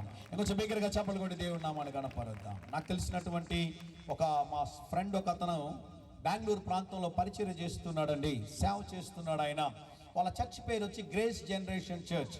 ఆ ప్రాంతంలో వాళ్ళ చర్చ్ అద్భుతమైన పరిచర్యను కొనసాగిస్తూ వారు చేస్తున్న కార్యం ఏంటి అంటే, ప్రతిరోజు అంటే ఆదివారం సమయంలో, సాయంకాల సమయంలో ఆ చుట్టుపక్కల ఉన్నటువంటి స్లమ్ ఏరియాలకు వెళ్ళి దేవుని యొక్క సువార్తను ప్రకటించేటటువంటి వారు సువార్తను ప్రకటిస్తూ ఉండగా దీప అనే ఒక అమ్మాయి యేసు ప్రభుని సొంత రక్షకుడిగా అంగీకరించింది. ఆ టైంలో ఆ అమ్మాయి 5వ క్లాస్ చదువుతా ఉందండి. ఇది బెంగళూరు ప్రాంతంలో జరిగినటువంటి వాస్తవమైనటువంటి ఒక సంఘటన. వారు చర్చి వారు గ్రేస్ జనరేషన్ చర్చి వారు ఆ స్లమ్ ఏరియాలో వెళ్ళి సువార్తను ప్రకటిస్తూ ఉంటే దీప అనే ఒక అమ్మాయి రక్షించబడి యేసు ప్రభు తన జీవితాన్ని సమర్పించి ఆ స్లమ్ ఏరియా నుండి ప్రతి ఆదివారం చర్చికి వెళ్ళేది. చక్కగా అమ్మాయి 10th క్లాస్ పాస్ అయింది, ఇంటర్మీడియట్ ఎంపీసీ పాస్ అయింది. ఆ అమ్మాయికి ఒక ఆశ ఉండేది. ఏ ఆశ ఉండేదంటే, నేను ఇంజనీరింగ్ చదవాలని కోరుకుంది అన్నమాట. అయితే అమ్మాయి మనకి ఇక్కడ ఆంధ్రప్రదేశ్లో ఇక్కడైతే మనకి ఎంసెట్ ఉంటుంది, కర్ణాటకలో మనకి కేసెట్ ఉంటుంది అన్నమాట. ఇంజనీరింగ్ కోసం అమ్మాయి కూడా ఎగ్జామ్ రాసింది. అయితే జరిగిన కార్యం ఏంటి అంటే ప్రియులారా, ఆ అమ్మాయికి ఎంసెట్లో సీట్ రాలేదు. పాస్టర్ గారి దగ్గరికి వెళ్ళి ఒక మాట చెప్పింది, అయ్యా నేను ఒక స్లమ్ ఏరియా నుంచి వస్తాను, మా ప్రాంతంలో యేసుప్రభు ఎవరికి తెలియదండి, మా ఇంట్లో యేసుప్రభు ఎవరికి తెలియదండి, మా వీధిలో యేసుప్రభు ఎవరికి తెలియదండి, నేను యేసుప్రభుని నమ్ముకున్నాను, యేసుప్రభుకు నా జీవితాన్ని ఇచ్చాను, 5వ క్లాస్ నుండి ఇంతవరకు కూడా నమ్మకంగా దేవుని కోసం ఉన్నాను. నేను ఒకే ఒక కోరిక కోరాను దేవుణ్ణి. నేనేమడిగాను అంటే, నాకు ఇంజనీరింగ్లో సీట్ ఇవ్వండి ప్రభు అని అడిగాను. నాకు ఇంజనీరింగ్లో సీట్ రాలేదు, దేవుడు ఎందుకు ఇలా చేశాడయ్యా అని చెప్పి పాస్టర్ గారిని అడిగినప్పుడు ఆ పాస్టర్ గారు ఏమన్నాడు తెలుసా? నువ్వేం భయపడొద్దమ్మా, మనం ప్రార్థన చేద్దాం, దేవుడు సహాయం చేస్తాడు. అమ్మాయికి ఆ మాట చెప్పి పంపించి వెళ్ళిపోయాడు. ప్రార్థన చేస్తున్నారు, కాలేజ్ ఓపెన్ అయింది, అడ్మిషన్స్ ఓపెన్ అయిపోయి శరవేగంగా సీట్లన్నీ ఫిలప్ అయిపోతున్నాయి. ఈ అమ్మాయి ఎన్ని కాలేజీలకు అప్లై చేసినా ఈ అమ్మాయికి వచ్చిన ర్యాంక్ని బట్టి సీట్ రాలేదు. చాలా బాధపడింది, వేదన పడింది, దుఃఖపడింది. పాస్టర్ గారి దగ్గరికి వెళ్ళింది. పాస్టర్ గారు, చాలా డిప్రెషన్లో ఉన్నానండి, నాకెందుకు సీట్ రాలేదని అడిగితే, ప్రభు ఒక అద్భుతం చేస్తాడమ్మా, భయపడొద్దు. అయితే నువ్వు ఒక కార్యం చేయాలి. ఏంటి అంటే, నీ జీవితాన్ని సంపూర్తిగా ప్రభువుకు సమర్పించు. అమ్మాయి అడిగింది, అయ్యా నేను ఎప్పుడో దేవునికి నా జీవితాన్ని సమర్పించాను కదయ్యా, నేను బాప్తిసం తీసుకున్నాను కదయ్యా, బైబిల్ చదువుతున్నాను కదా, సంఘానికి వస్తున్నాను కదా. అలా కాదమ్మా, సంపూర్ణమైన రక్షణ అనుభవం నీకుందా? రాత్రి ప్రభు నీతో మాట్లాడుతూ ఉన్నాడు. పాస్టర్ గారు చెప్పిన మాటలు అమ్మాయి హృదయంలో పట్టుకుంది, సంపూర్తిగా ప్రభువుకు తన జీవితాన్ని సమర్పించింది. ఒక 2-3 వారాల తర్వాత అమ్మాయికి ఒక కాల్ వచ్చింది. ఫ్రెండ్ ఒక అమ్మాయి కాల్ చేసి, మనకి ఇంజనీరింగ్లో కొత్తగా ఒక కోర్స్ వచ్చింది బెంగళూరులో, నువ్వు జాయిన్ అవుతావా దీపా అని అడిగారు ఆ అమ్మాయిని. ఏం కోర్స్ అని అడిగినప్పుడు, స్పేస్ రీసెర్చ్ టెక్నాలజీ, అంటే ఖగోళ శాస్త్రాన్ని గురించినటువంటి పరిశోధన చేసే కోర్సు. ఈ కోర్సు గవర్నమెంట్ లాంచ్ చేసింది కనుక, ఫస్ట్ బ్యాచ్ కనుక ఫీజు కూడా లేదు, ఫ్రీగా జాయిన్ అవ్వచ్చు అని చెప్పి అమ్మాయి కాల్ చేసినప్పుడు పాస్టర్ గారిని వెళ్ళి అడిగింది, పాస్టర్ గారు ఇలా బీటెక్లో కొత్త కోర్సు వచ్చిందంట, ఎవరు జాయిన్ అవ్వడం లేదంట, సీట్లు ఖాళీగా ఉన్నాయంటున్నారు, నన్ను జాయిన్ అవ్వమంటారా అని అడిగితే, పాస్టర్ గారు ఏం పర్లేదమ్మా, నేను ప్రార్థన చేసి చెప్తానని చెప్పి ప్రార్థన చేసి చెప్తే అమ్మాయి బీటెక్ జాయిన్ అయ్యిందండి. బీటెక్ జాయిన్ అయింది, కొత్త కోర్సు. ఈ అమ్మాయి ఏమో స్లమ్ ఏరియా నుంచి వెళ్ళింది. ఈ అమ్మాయి వచ్చేసి కర్ణాటక మీడియం అనమాట, కన్నడ మీడియం. ఈ అమ్మాయికి ఇంగ్లీష్ రాదు, ఇంజనీరింగ్ ఏమో ఇంగ్లీష్ అనమాట. First year, second year, third year, fourth year అన్ని సబ్జెక్టులు అరియర్స్ ఉండిపోయాయి. వాక్యంలో ఉంటుంది కదా, మీలో ఎవరికైనా జ్ఞానము కొదువుగా ఉన్న ఎడల నారాయణ కాలేజీ వారిని అడగండి అని ఉంటుందా? మీలో ఎవరికైనా జ్ఞానం కొదువుగా ఉన్న ఎడల శ్రీ చైతన్య వారిని అడుగుడు అని ఉంటుందా? మీలో జ్ఞానము కొదువుగా ఉన్న ఎడల ఎవరిని అడగాలి? దేవుణ్ణి అడగాలి. మోకాళ్ళకి ప్రార్థన చేయడం ప్రారంభించింది. ప్రభువా, నేను అడగగానే ఇంజనీరింగ్ సీట్ ఇచ్చారు, 4 సంవత్సరాలు గడిచిపోయి ఒక్క సబ్జెక్ట్ కూడా పాస్ కాలేకపోతున్నాను, ఇంగ్లీష్ నాకు అర్థం కావడం లేదు ప్రభు అని ప్రార్థన చేస్తే ఒకేసారి సబ్జెక్టులన్నీ కంప్లీట్ చేయడానికి దేవుడు సహాయం చేశాడు. దేవుడి నామానికి స్తోత్రం కలుగును గాక. అన్ని సబ్జెక్టులు ఫైనల్ ఇయర్లో కంప్లీట్ చేసిందండి. ఆ అమ్మాయి కంప్లీట్ చేసిన తర్వాత ఒక రీసెర్చ్ ప్రాజెక్ట్ చేస్తే, అమ్మాయి ఒక ప్రాజెక్ట్ చేసిందండి. అమ్మాయి ప్రాజెక్ట్ చేస్తే జరిగిన కార్యం ఏంటి అంటే, 150 దేశాల పేపర్లో వచ్చింది. ఏంటి అంటే, బెంగళూరులో స్లమ్ ఏరియాలో ఉన్న దీపా అనే అమ్మాయి ఒక శాటిలైట్ని కనుక్కుందని చెప్పి 150 దేశాల్లో ప్రచురించారండి పేపర్లో. ఆ టైంలో ఏం జరిగిందంటే, అమెరికాలో నాసా అని ఒక సంస్థ ఉంది, ఆ సంస్థ వాళ్ళు ఈ ఆర్టికల్ చదివారు, ఈ అమ్మాయి చేసినటువంటి రీసెర్చ్ని చదివారు, ఇంత అద్భుతంగా తయారు చేసిందని చెప్పి ఆ అమ్మాయికి ఒక ఇన్విటేషన్ పంపించారు. ఏంటి అంటే, ఎవ్రీ ఇయర్ మా దేశంలో ఒక యాన్యువల్ కాన్ఫరెన్స్ జరుగుతుంది కనుక దీపా నువ్వు కూడా దీంట్లో కీనోట్ స్పీకర్వి, అమెరికాకి రా అన్నారు. వెంటనే అమ్మాయి లెటర్ తీసుకుని వాళ్ళ అమ్మ దగ్గరికి వెళ్ళి, మమ్మీ నేను అమెరికా నుంచి ఇన్విటేషన్ వచ్చింది, అమెరికాకి వెళ్ళబోతున్నానని చెప్తే వాళ్ళ అమ్మ అడిగింది, బస్సులో పోతావా ట్రైన్లో పోతావా అని అడిగింది ఆవిడ. అడగని అమ్మాయి చెప్పింది, అమ్మా అమెరికా దేశాలకి బస్సులు ట్రైన్లు పోవు, దేంట్లో వెళ్ళాలి? విమానంలో వెళ్ళాలి. అయితే ఆ అమ్మాయికి ఆ టైంలో సరిగ్గా రేషన్ కార్డే లేదు, పాస్పోర్ట్ లేదు. ట్రై చేసింది పాస్పోర్ట్ రాలా. నాసా వాళ్ళ అమ్మాయిని అడిగారు, మా కాన్ఫరెన్స్కి రమ్మని చెప్పాం కదా, ఫ్రీగా ఫ్లైట్ టికెట్ ఇస్తామని చెప్పాం, మేమే డబ్బులు ఇస్తామని చెప్పాం, అన్ని మేము ప్రొవైడ్ చేస్తామన్నాం కదా, వీసా కూడా మేము ఇస్తామన్నాం కదా, ఎందుకు రాలేదు అని అడిగారు ఆ అమ్మాయిని. అమ్మాయి ఏముందో తెలుసా, అయ్యా నాకు పాస్పోర్ట్ లేదయ్యా, పాస్పోర్ట్ లేదు కాబట్టి రాలేకపోతున్నానంటే 24 గంటల్లో అమ్మాయికి పాస్పోర్ట్ తెప్పించారండి. అమెరికా నుండి మన భారతదేశం ప్రధానమంత్రి పిఎంఓ ఆఫీస్ ఉంటుంది, పిఎంఓ ఆఫీస్ వారితో మాట్లాడి, అక్కడి నుంచి సిఎంఓ ఆఫీస్తో మాట్లాడి ఎస్పీ గారు సంతకం పెడితే 24 అవర్స్లో పాస్పోర్ట్ ఇస్తారు. కొంతమందికి ఎమర్జెన్సీలో కావాలంటే 24 గంటల పాస్పోర్ట్ ఇస్తారు అనమాట. 24 గంటల్లో అమ్మాయికి పాస్పోర్ట్ రెడీ చేస్తే అమ్మాయి పాస్పోర్ట్ టికెట్లు అన్నీ తీసుకుని అమెరికా దేశం వెళితే, నాసాలో అమ్మాయి ఏం చేసిందంటే, ఆ అమ్మాయికి ఒక కీనోట్ స్పీకర్ కోసం మాట్లాడేటప్పుడు, అమ్మ నీకు ఇంత జ్ఞానం ఎక్కడి నుంచి వచ్చింది, ఇంత తెలివి నీకు ఎలా వచ్చింది, ఈ శాటిలైట్ ఎలా కనుక్కున్నావంటే, జీవితాలను వెలిగించే యేసు ప్రభుని తెలుసుకున్నాను, ఆయన నా జీవితాన్ని వెలిగించాడు. గట్టిగా చప్పలు కొట్టి దేవుని నామాన్ని కనపరుద్దాం. ఇంకొంచెం బిగ్గరగా చప్పలు కొట్టి దేవుని నామాన్ని కనపరుద్దాం. ఒకసారి 2 చేతుల పైకి దేవునికి స్తోత్రం చెప్తాం, హల్లెలూయా. ఇంకొంచెం గట్టి చెప్తాం, హల్లెలూయా. అనేక సంవత్సరాలుగా క్రైస్తవురాలుగా ఉంటే అద్భుతాలు జరగల, ఆశ్చర్యకార్యాలు జరగల. ఎప్పుడు జరిగిందో తెలుసా? తన జీవితాన్ని సంపూర్తిగా దేవుడి పాదాల దగ్గర తీసుకుని వచ్చి పెట్టినప్పుడు. 2వ మాటను చూద్దామా? పరిశుద్ధ గ్రంథమైన బైబిల్లో నుండి యోనా గ్రంథం 1వ అధ్యాయం 2వ వచనాన్ని చదువుదాం. ఒకసారి చదువుతారా? యోనా గ్రంథము 1వ అధ్యాయం 2వ వచనాన్ని చదువుదాం. ఒకసారి చదువుతారా ఎవరైనా? యోనా గ్రంథము బైబిల్ ఉన్న ప్రతి ఒక్కరు తెరిచి చూద్దాం.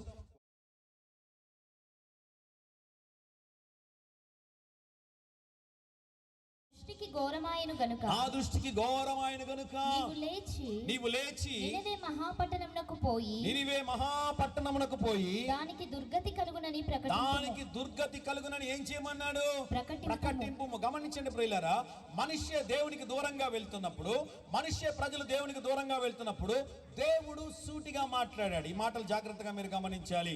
ఇక్కడ తిరిగి దేవుడు ఎవరితో మాట్లాడుతున్నాడు అంటే నినివే ప్రజలతో దేవుడు మాట్లాడుతూ ఉన్నాడు. నీ జీవితంలో ఒక సమస్య రాకముందు, ఒక ఇబ్బంది రాకముందు, ఒక నష్టము కలగక ముందు నువ్వు దారి తప్పి వెళ్ళిపోతా ఉంటే, దేవునికి ఇష్టం లేని మార్గంలో వెళుతుంటే దేవుడు నిన్ను హెచ్చరిస్తాడు.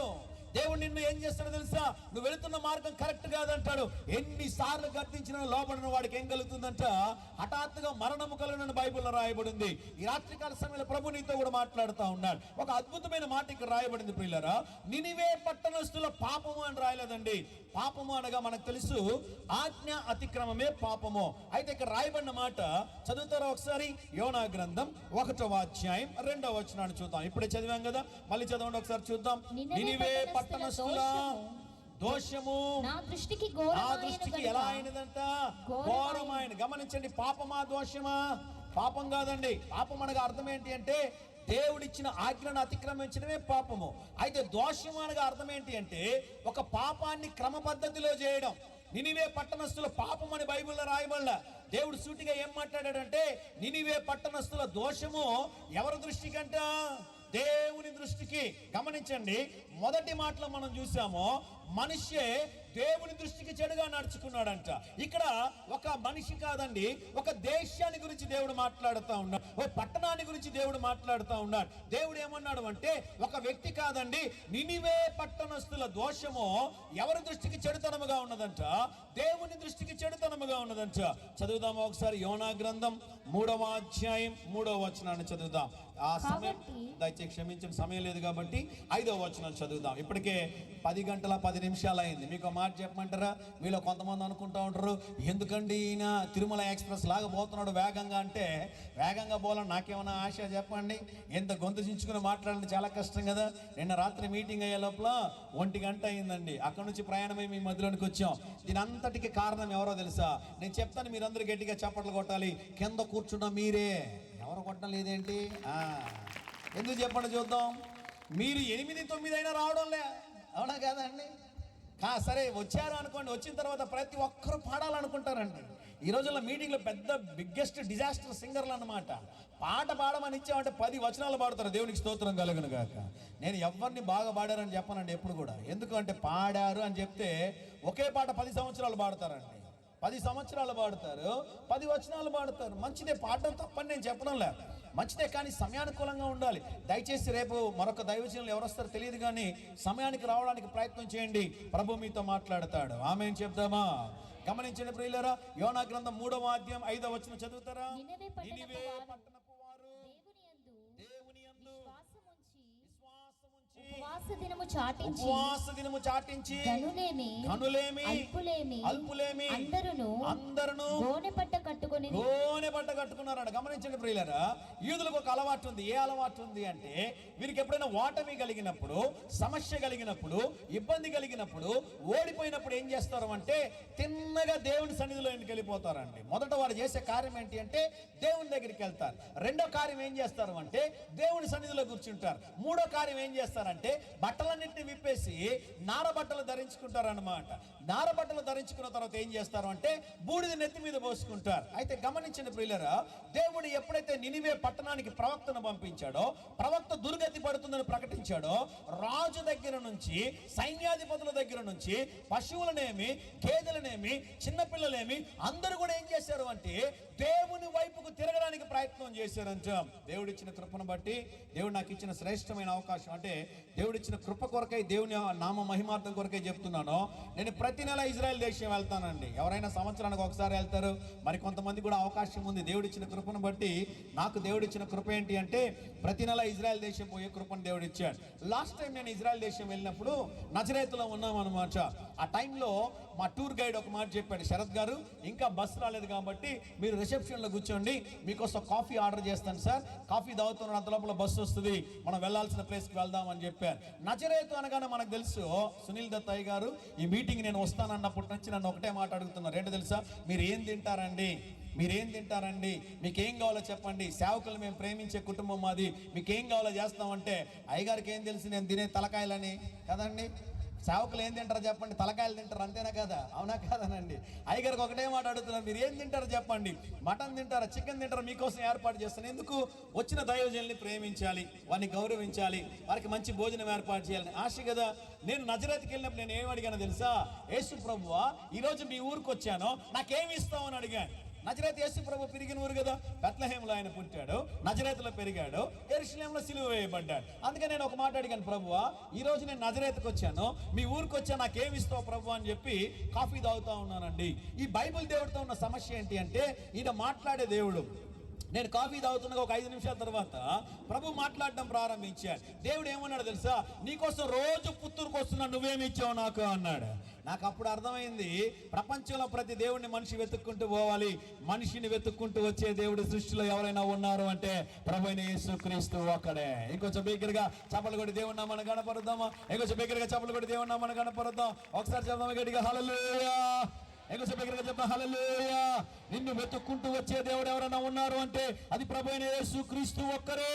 ఆయన ఎక్కడికన్నా రాగలడు, నీ గదిలోనికి రాగలడు, నీ ఎగ్జామ్ హాల్లోకి రాగలడు, నీ ఆపరేషన్ థియేటర్లోనికి రాగలడు. నువ్వు ఎక్కడ కన్నీరు గారుస్తూ ఉన్నా కూడా, ఏ ప్రాంతంలో ఉన్నా కూడా నీ దగ్గరకు వచ్చి నీకు సహాయం చేసి విడిపించే దేవుడు ఎవరైనా ఉన్నారు అంటే యేసయ్య ఒక్కడే. హల్లెలూయా. నినివే పట్టణస్థులు చేసిన కార్యం ఏంటో తెలుసా? వారిని వారు తగ్గించుకున్నారంటే. ఒక మాటను చదువుదామా ప్రియులారా? పరిశుద్ధ గ్రంథమైన బైబిల్లో నుండి యోనా గ్రంథము 4వ అధ్యాయము 11వ వచనాన్ని చూద్దాం. యోనా గ్రంథము 4వ అధ్యాయం 11వ వచనాన్ని చదువుదాం. చదవండి ఒకసారి. అయితే 120,000 కంటే ఎక్కువై కుడి ఎడమలు ఎరుగని జనమును. చాలా అమ్మగారు ఇప్పుడు మరొకసారి ఈ మాటను చదువుతారా? యోనా గ్రంథము 1వ అధ్యాయము 2వ వచనం. నినివే పట్టణస్థుల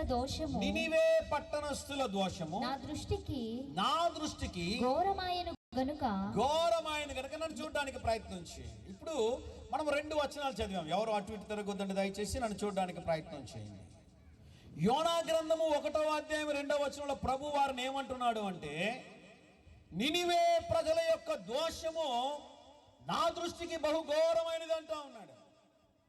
అదే దేవుడు యోనా గ్రంథం 4వ అధ్యాయం 11వ వచనముకు వచ్చే లోపల అదే దేవుడు చెప్తున్న మాట ఏంటి అంటే, అదే ప్రజలను ఉద్దేశించి దేవుడు ఏం మాట్లాడుతున్నాడు అంటే చదువమ్మా. అయితే 120,000 కంటే ఎక్కువై కుడి ఎడమలు ఎరుగని జనులు అంటున్నాడు. చూడండి, ఎప్పుడు దేవుడు ఆ మాట వాడాడు? నువ్వు ఎప్పుడైతే దేవుని సన్నిధిలో తగ్గించుకున్నావు, దేవుడు ఏమంటాడు తెలుసా? తూర్పుకి పడమరికి ఎంత దూరమో మన అతిక్రమ క్రియలను దేవుడు అంత దూరపరిచి ఉన్నాడంట. గట్టిగా చప్పలు కొట్టి దేవుని నామాన్ని గణపరుస్తారా? కొంచెం బిగ్గరగా చప్పలు కొట్టి దేవుని నామాన్ని గణపరుద్దాం. కొన్నిసార్లు మనం ఏదైనా ఒక పెళ్లికి వెళ్ళామనుకోండి, 4 ముక్కలు తక్కువ వచ్చిందంటే జీవితంలో వారితో మాట్లాడం కదండి. చివరికి ఏమంటాం తెలుసా? పెళ్లి ఎలా జరిగిందమ్మంటే బాగా జరగలేదంటారు. కారణం ఏంటి? ఈనాడు ఎవరు పట్టించుకొని ఉంటారు కదండి. ఈయనకి 2-4 చికెన్ ముక్కలు తక్కువ అయిపోయి ఉంటాయి, మటన్ పడి ఉండదు. ఈయన ఏమంటాడు తెలుసా? ఆ పెళ్లి బాగానే జరగలేదండి, వారి జీవితం బాగానే ఉండదు అన్నాడు. ఏంది? ఒకరోజు భోజనం కోసం కదండి. కొన్నిసార్లు మనం ఎవరైనా మన ఎడలో ఒక తప్పిదం చేస్తే, ఎవరైనా ఒక ఇబ్బంది కలిగిస్తే మనం ఏం చేస్తాం చెప్పండి? జీవితకాలం అంతా గుర్తుపెట్టుకుని ఉంటాం. దేవుడు అటువంటి వాడు కాదండి. 1వ వచనం 2వ వచనం 1వ అధ్యాయం 2వ వచనం ప్రభు అంటాడు, దోషము అని వాడాడు వారిని గురించి, బహుఘోరమైనది అన్నాడు. అయితే ఎప్పుడైతే ప్రభు సన్నిధిలో వారు తగ్గించుకున్నారో దేవుడు చేసిన కార్యం అంటే తెలుసా ప్రియులరా? వారిని గురించి ఒక అద్భుతమైన సాక్ష్యం ఇస్తా ఉన్నాడు. కుడి ఎడమెరగని నా ప్రజలంట. చదవండి ఒకసారి ఆ మాటని. 4వ అధ్యాయం 11వ వచనం చదువుతారా?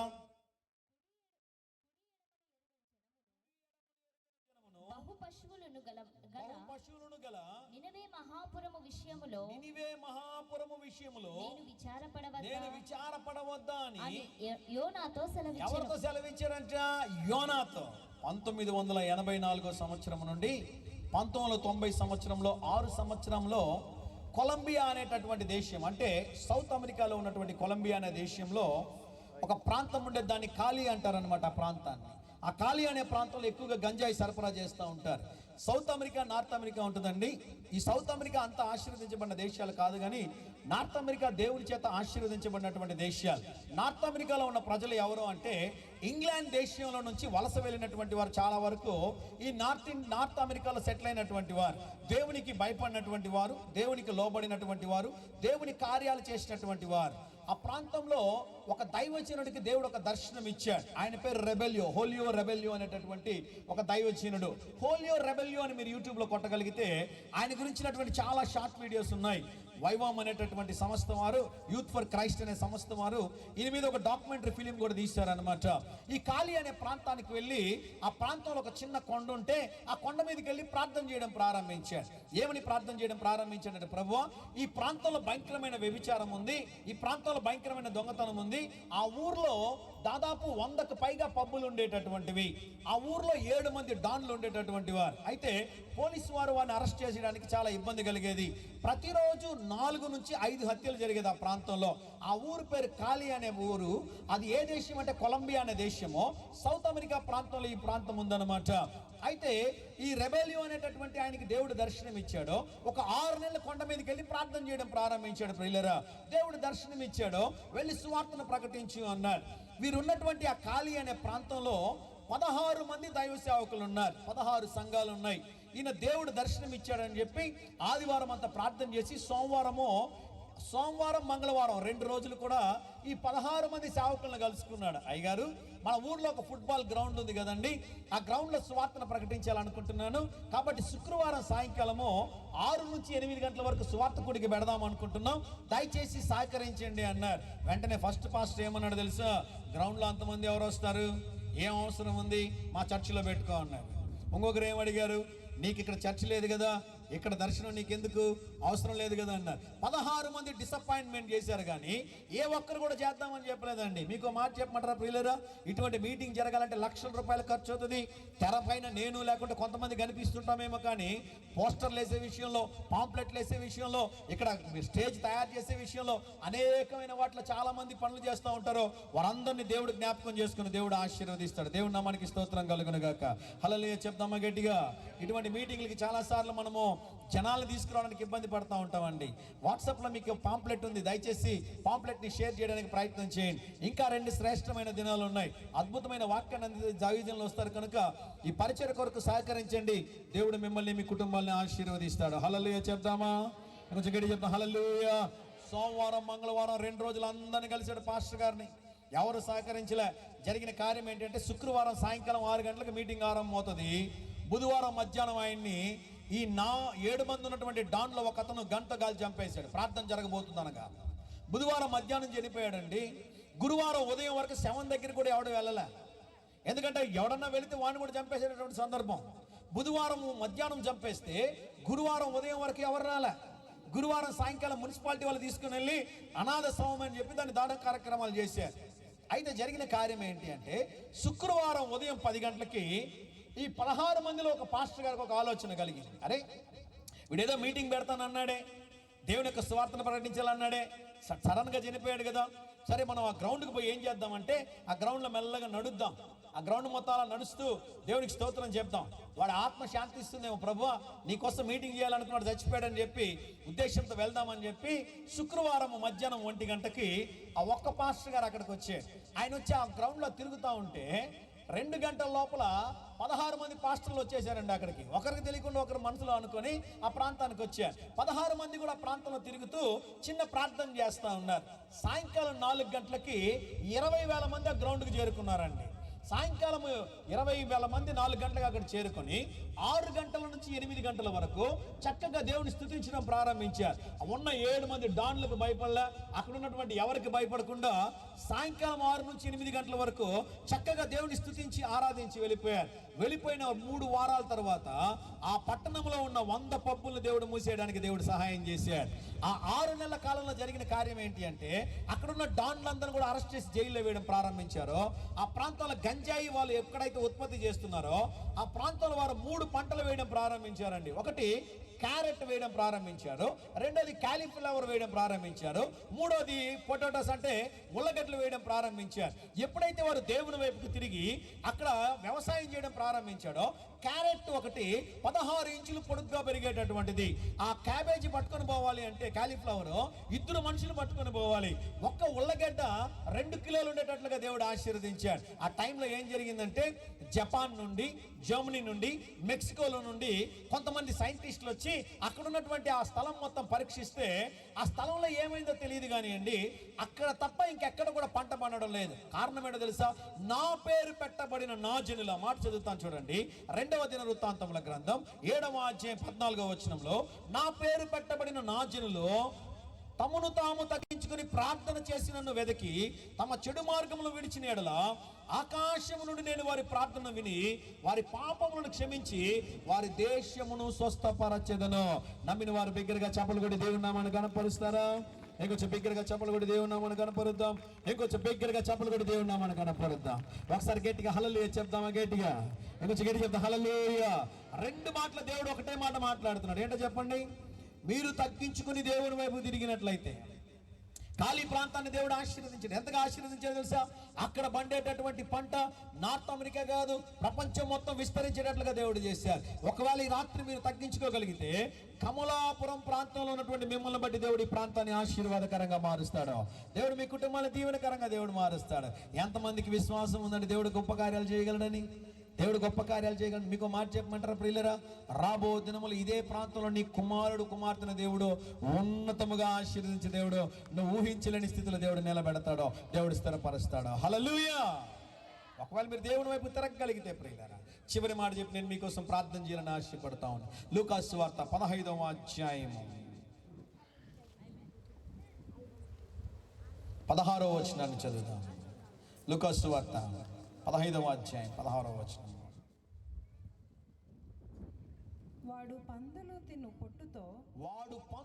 తిను పొట్టుతో తన కడుపు నింపుకొన ఆశపడిన గాని ఎవడునో వానికి ఏమీ ఇయ్యలేదు. చదవమ్మా. అయితే బుద్ధి వచ్చినప్పుడు వాడు నా తండ్రి యొద్ద ఎంతో మంది కూలివాండ్రకు అన్నము సమృద్ధిగా ఉన్నది. నేనైతే ఇక్కడ ఆకలికి చచ్చిపోవచ్చున్నాను. నేను లేచి నా తండ్రి యొద్దకు వెళ్ళి తండ్రి, నేను పరలోకమునకు విరోధముగాను నీ ఎదుటను పాపము చేసితిని. ఇక మీదట నీ కుమారుడనని అనిపించుకొనుటకు యోగ్యుడను కాను. నన్ను నీ కూలివానిలో ఒకనిగా పెట్టుకోమని అతనితో చెప్పుదననుకొని లేచి తండ్రి యొద్దకు వచ్చెను. గమనించండి ప్రియులారా, చివరి మాట మీకోసం జ్ఞాపకం చేస్తా ఉన్నాను. ప్రభు చిత్తం అయితే మరొకసారి మీ మధ్యలోనికి వచ్చినప్పుడు ఇంకా శ్రేష్టమైన మాటలు అందించడానికి ప్రయత్నం చేస్తాను. కానీ అప్పుడు కూడా 8:30కు రావద్దండి, 7 గంటలకు రండి. చక్కగా దేవుని వాక్యం దైవజనులు అందిస్తారు కనుక అది మీకు ఆశీర్వాదకరంగా ఉంటుంది. ఆమె చెప్తామా గట్టిగా? చిన్నప్పటి నుంచి సండే స్కూల్ నుంచి స్టోరీ మనం చూస్తూ ఉంటాం. అయితే ఈ స్టోరీలో ఒక అద్భుతమైనటువంటి సంఘటన ఏంటో తెలుసా? వాడికి బుద్ధి వచ్చినప్పుడు, బైబిల్లో ఒక మాట ఉంటుంది, నెబుకద్నెజరుకి బుద్ధి వచ్చినప్పుడు అంట దేవుడు ఏం చేశాడు తెలుసా? తనని గట్టి తినిపించాడండి. నేను ఒక మాట చెప్తాను, గమనించండి ప్రియులారా. వీళ్ళైతే నన్ను చూడడానికి ప్రయత్నం చేయండి. గర్విష్ఠులకి దేవుడు విరోధి, గర్విష్ఠులను దేవుడు ఆశీర్వదించడండి. కొంతమందికి ఆత్మీయ గర్వం ఉంటుందండి. దేవుడు కొంచెం వాడుకున్నాడు అనుకోండి, దేవుడు ఆశీర్వదించాడు అనుకోండి, ఆయన ఎవరు ఫోన్ ఎత్తడండి. ఇంకా అయ్యగారితో మాట్లాడడం చాలా కష్టం. దేవునితో మాట్లాడడం కన్నా ఆంధ్రప్రదేశ్లో సేవకులతో మాట్లాడడం చాలా కష్టం అండి. వాస్తవం చెప్తానండి, నేను చాలా కష్టం. ఆత్మీయ గర్వం ఉంటుంది కొంతమందికి కదండి. దేవుడు గర్విష్ఠులకు విరోధి అండి. దేవుడిని ఎవరిని ఆశీర్వదిస్తారు తెలుసా? ఎవరైతే ఆయన బలిష్టమైన చేతి కింద దీనదాసులుగా ఉంటారో వాళ్ళు దేవుడు అంచెలంచెలుగా దేవుడు ఆశీర్వదిస్తాడు. దేవునికి స్తోత్రం కలుగునుగాక. హల్లెలూయా చెప్తామా గట్టిగా? వాడు ఒక తీర్మానం తీసుకున్నాడంట. పందుల పొట్టు తినేటప్పుడు వాడు అనుకున్నాడంట, నా తండ్రి దగ్గర చాలా మంది పనివారు ఉన్నారు, నా తండ్రికి కుమారుని అనిపించుకోవడం నాకు అర్హత లేదు. వాడికి బుద్ధి వచ్చినాడు అనుకున్నాడంట. తిరిగి నా తండ్రి దగ్గరికి వెళ్ళిపోయి రిహార్సల్ చేస్తున్నాడు అన్నమాట. ఒకవేళ మీకు మన ముఖ్యమంత్రి గారు కాల్ చేస్తారు అన్నారు అనుకోండి, మీరు ఏం చేస్తారు చెప్పండి? ముందు సార్ నమస్తే సార్, నేను సార్, మీరంటే నాకు చాలా ఇష్టం సార్, చాలా సంవత్సరాలుగా మిమ్మల్ని ఫాలో అవుతున్నాను సార్, మీకే వేసాను సార్ ఓటు కదండి. నేను ఒక ఆయన్ని అడిగాను, అయ్యా మీరు ఎవరికి వేసారు ఓటు అని అడిగాను. ఆయన నేను నీతిమంతుడు అన్నాడు. నేను అడిగిన ప్రశ్న ఏంటి, మీరు చెప్పే జవాబు ఏంటి? నేనేం అడిగాను? మీరు ఎవరికి ఓటేశారండి అన్నాను. అయ్యగారు ఏం చేశారో తెలుసా? రెండు పార్టీల దగ్గర డబ్బులు తీసుకున్నాడండి ఆయన. వీళ్ళ దగ్గర డబ్బులు తీసుకున్నాడు, వాళ్ళ దగ్గర డబ్బులు తీసుకున్నాడు. నేను ఒక మాట చెప్పిన ప్రియులారా, సేవకుడు ఏ పార్టీకి సపోర్ట్ చేయకూడదండి. కారణం ఏంటి అంటే, వాక్యం వినేవాడిలో ఏ పార్టీకి చెందినవాడని ఓటేస్తూ ఉంటాడు, ఏ పార్టీ నన్ను ప్రేమించేవాడు ఉంటాడు, కానీ సేవకుడు ఒక పార్టీని ఎప్పుడు సపోర్ట్ చేసేవాడిగా ఉండకూడదు అనేది నా యొక్క ఉద్దేశం. సేవకులు న్యూట్రల్గా ఉండాలి. నీ ముందు వాక్యం వినేవాళ్ళు ఎవరికైనా ఓటేస్తారు. ఈయన అంటున్నాడు, సార్ నేను ఇద్దరి దగ్గర డబ్బులు తీసుకున్నానండి, ఎమ్మెల్యేకి ఒకరికి వేశారంట, ఎంపీకి ఒకరికి వేశాడంట. ఆయన న్యాయం చేశాను సార్ అన్నాడు. డబ్బులు ఏం చేసామంటే, మటన్ బిర్యానీ చేసుకున్నాం సార్, భలే టేస్ట్ ఉంది సార్ అన్నాడు. ఇంకా నువ్వు ఓటేస్తానని చెప్పి తీసుకున్న డబ్బులు, దొంగ డబ్బులు ఎలా ఉంటాయి నీకు చెప్పండి? టేస్ట్గానే కదా ఉంటాయి. రిహార్సల్ చేస్తుంటాం కదండి ముందుగా. మనం ముఖ్యమైన వ్యక్తి కాల్ చేస్తాడు, రిహార్సల్ చేస్తుంటాం. వీడు ఏం చేస్తున్నాడు తెలుసా? మనసులో రిహార్సల్ చేస్తున్నాడు, తండ్రి దగ్గరికి వెళ్ళిపోయి ఇలా మాట్లాడాలని. అయితే వాస్తవానికి డైలాగులన్నీ చెప్పాడా? వాక్యం మాట చదువు, 20వ వచనం చదవండి. 20వ వచనం చదువుదామా? వాడింకను దూరముగా ఉన్నప్పుడు, ఇంకను దూరముగా ఉన్నప్పుడు తండ్రి వానిని చూచి కనికరపడి పరిగెత్తి వాడి మెడ మీద పడి ముద్దు పెట్టుకొనెను. హల్లెలూయా చెప్తామా గట్టిగా? ఇంకొక గట్టి చెప్తాం హల్లెలూయా. వీడు ఒకడు అనుకొని వచ్చాడండి, తండ్రి చేర్చుకుంటాడా లేదా అనుకున్నాడు. తండ్రి నీ కుమారుడుగా అనిపించుకోవడం నాకు అర్హత లేదయ్యా, నీ పనివారిలో ఒకరిగా ఉంటాను అనుకున్నాడు. అయితే వీడు ఒక్క అడుగేసి వస్తుండగా దూరం నుంచి చూసి తండ్రి ఏం చేశాడు చెప్పండి? వీడైతే నడుచుకుంటా వస్తా ఉన్నాడో, తండ్రి వీడి కోసం పరిగెత్తుకుంటా వెళ్ళాడు. ఈ రాత్రికాల సమయంలో కూడా ప్రభు అలాగే నీకోసం ఎదురు చూస్తూ ఉన్నాడు. నువ్వు ఒక్క అడుగు వేయగలిగితే నీకోసం సమస్తము చేయడానికి దేవుడు సంసిద్ధంగా ఉన్నాడు. నమ్మిన వారు ఆమేన్ చెప్తారా? గట్టిగా కొంచెం గట్టిగా ఆమేన్ చెప్తారా? మనము ఈ ప్రపంచంలో టాలెస్ట్ టవర్ అంటే మనకి దుబాయ్లో బుర్జ్ ఖలీఫా ఉంటుందండి. సింగిల్ టవర్, టాలెస్ట్ టవర్ అన్నమాట. ట్విన్ టవర్స్, టాలెస్ట్ టవర్స్ అంటే మనకి మలేషియాలో ఉంటుంది, కోలాలంపూర్లో. దాన్ని పెటానస్ టవర్స్ అంటారు. సింగిల్ టవర్, టాలెస్ట్ టవర్ మనకి దుబాయ్లో ఉంటుంది, బుర్జ్ ఖలీఫాలో. ట్విన్ టవర్స్ అంటారు, పక్క పక్కనే ఉంటుంది అనమాట పెద్ద టవర్స్. ఆ పెద్ద టవర్స్ ఎక్కడ ఉంటుంది అంటే మనకి మలేషియాలో కోలాలంపూర్లో పెటానస్ టవర్స్ అని ఉంటుంది అనమాట. ప్రపంచ 7 వింతల్లో ఒకటి ఏంటంటే టాలెస్ట్ టవర్స్లో ప్యారిస్లో మనకి, అంటే ఫ్రాన్స్ దేశంలో ప్యారిస్లో ఉంటుంది ఈఫిల్ టవర్, లేకుంటే ఐఫిల్ టవర్ అంటారు.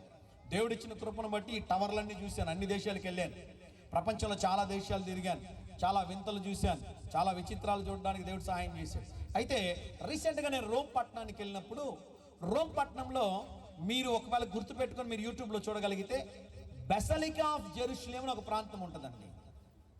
బెసలికా ఆఫ్ జెరూసలేం అని ఒక ప్రాంతం ఉంటుంది. సింపుల్, రెండు మాటలు. బెసలికా ఆఫ్ జెరూసలేం ఇటలీ అని మీరు కొట్టారు అంటే, కాన్స్టంటైన్ యొక్క తల్లి, ఆమె పేరు శాంటా హెలెనా అనేటటువంటి ఆవిడ మన ప్రభు అయిన యేసుక్రీస్తు శిలువను భద్రపరిచిందండి. దేవునికి స్తోత్రం కలుగును గాక. హల్లెలూయా చెప్తామా గట్టిగా? ఇంకొంచెం గట్టి చెప్తాం హల్లెలూయా. ఆ శిలువను చూడడానికి దేవుడు సహాయం చేశాడు. ఒకవేళ మీ దగ్గర యూట్యూబ్ ఛానల్ ఉన్నట్లయితే శరత్ బాబు పుత్తూరు, మేమున్నది పుత్తూరు ప్రాంతం, నా పేరు శరత్ బాబు. మీకున్నటువంటి పాంప్లెట్లో కూడా ఉంటుంది క్రైస్ట్ షాలోమ్ మినిస్ట్రీస్ అని ఉంటుంది. మీరు శరత్ బాబు పుత్తూరు అని మీరు టైప్ చేసినా, లేకుంటే క్రైస్ట్ షాలోమ్ మినిస్ట్రీస్ పుత్తూరు అని మీరు టైప్ చేసినా కూడా నా యూట్యూబ్ ఛానల్ ఉంది. నా యూట్యూబ్ ఛానల్లో ప్రతిరోజు 2 నిమిషాల సందేశం వస్తుంటుందండి. 2 నిమిషాలు ఉంటుంది, ఎక్కువ సమయం ఉండదు.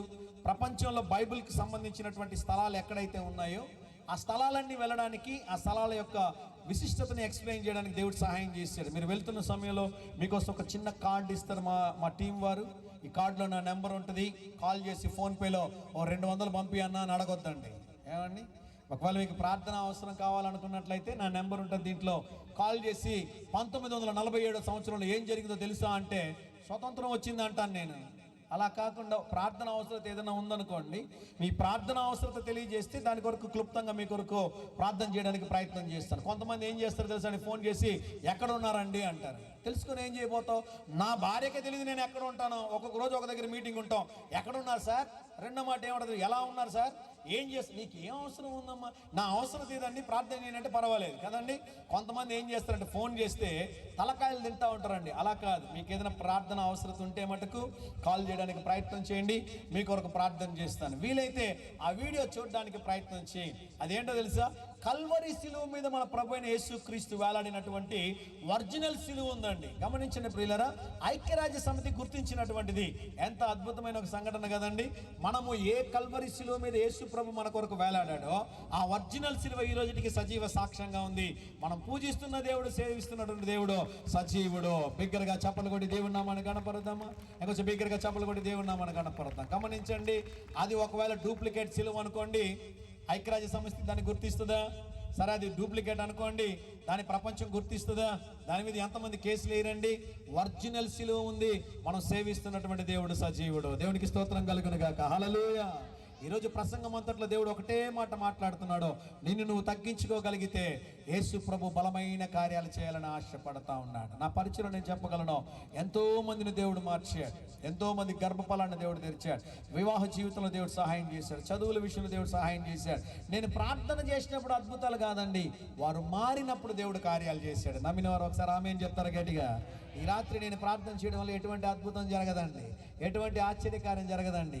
నేను ప్రార్థన చేస్తున్న సమయంలో మీ జీవితాన్ని సంపూర్తిగా ప్రభువుకు మీరు సమర్పించారంటే ఆయన అద్భుతాలు చేసే దేవుడు, ఆయన ఆశ్చర్యకార్యాలు చేసే దేవుడు, ఆయన విడిపించే దేవుడు, ఆయన బలపరిచే దేవుడు, ఆయన స్థిరపరిచే దేవుడు, నూతనమైన కార్యాలు చేయగలిగిన దేవుడు యేసు ప్రభు ఒక్కడే. చప్పట్లు కొడదామా గట్టిగా? చివరి వచనం చదివి ప్రార్థన చేసుకుందాం. 1 తిమోతీయులకు రాసిన పత్రిక 1వ అధ్యాయము 15వ వచనాన్ని చదువుదాం. 1 తిమోతీయులకు రాసిన పత్రిక 1వ అధ్యాయము 15వ వచనంలో ఈ మాట రాయబడి ఉంటుంది. చదువుతారా ఎవరైనా ఒక్కరు? 1 తిమోతీయులకు రాసిన పత్రిక 1వ అధ్యాయం 15వ వచనం. పాపులను రక్షించుటకు క్రీస్తు యేసు లోకమునకు వచ్చెను.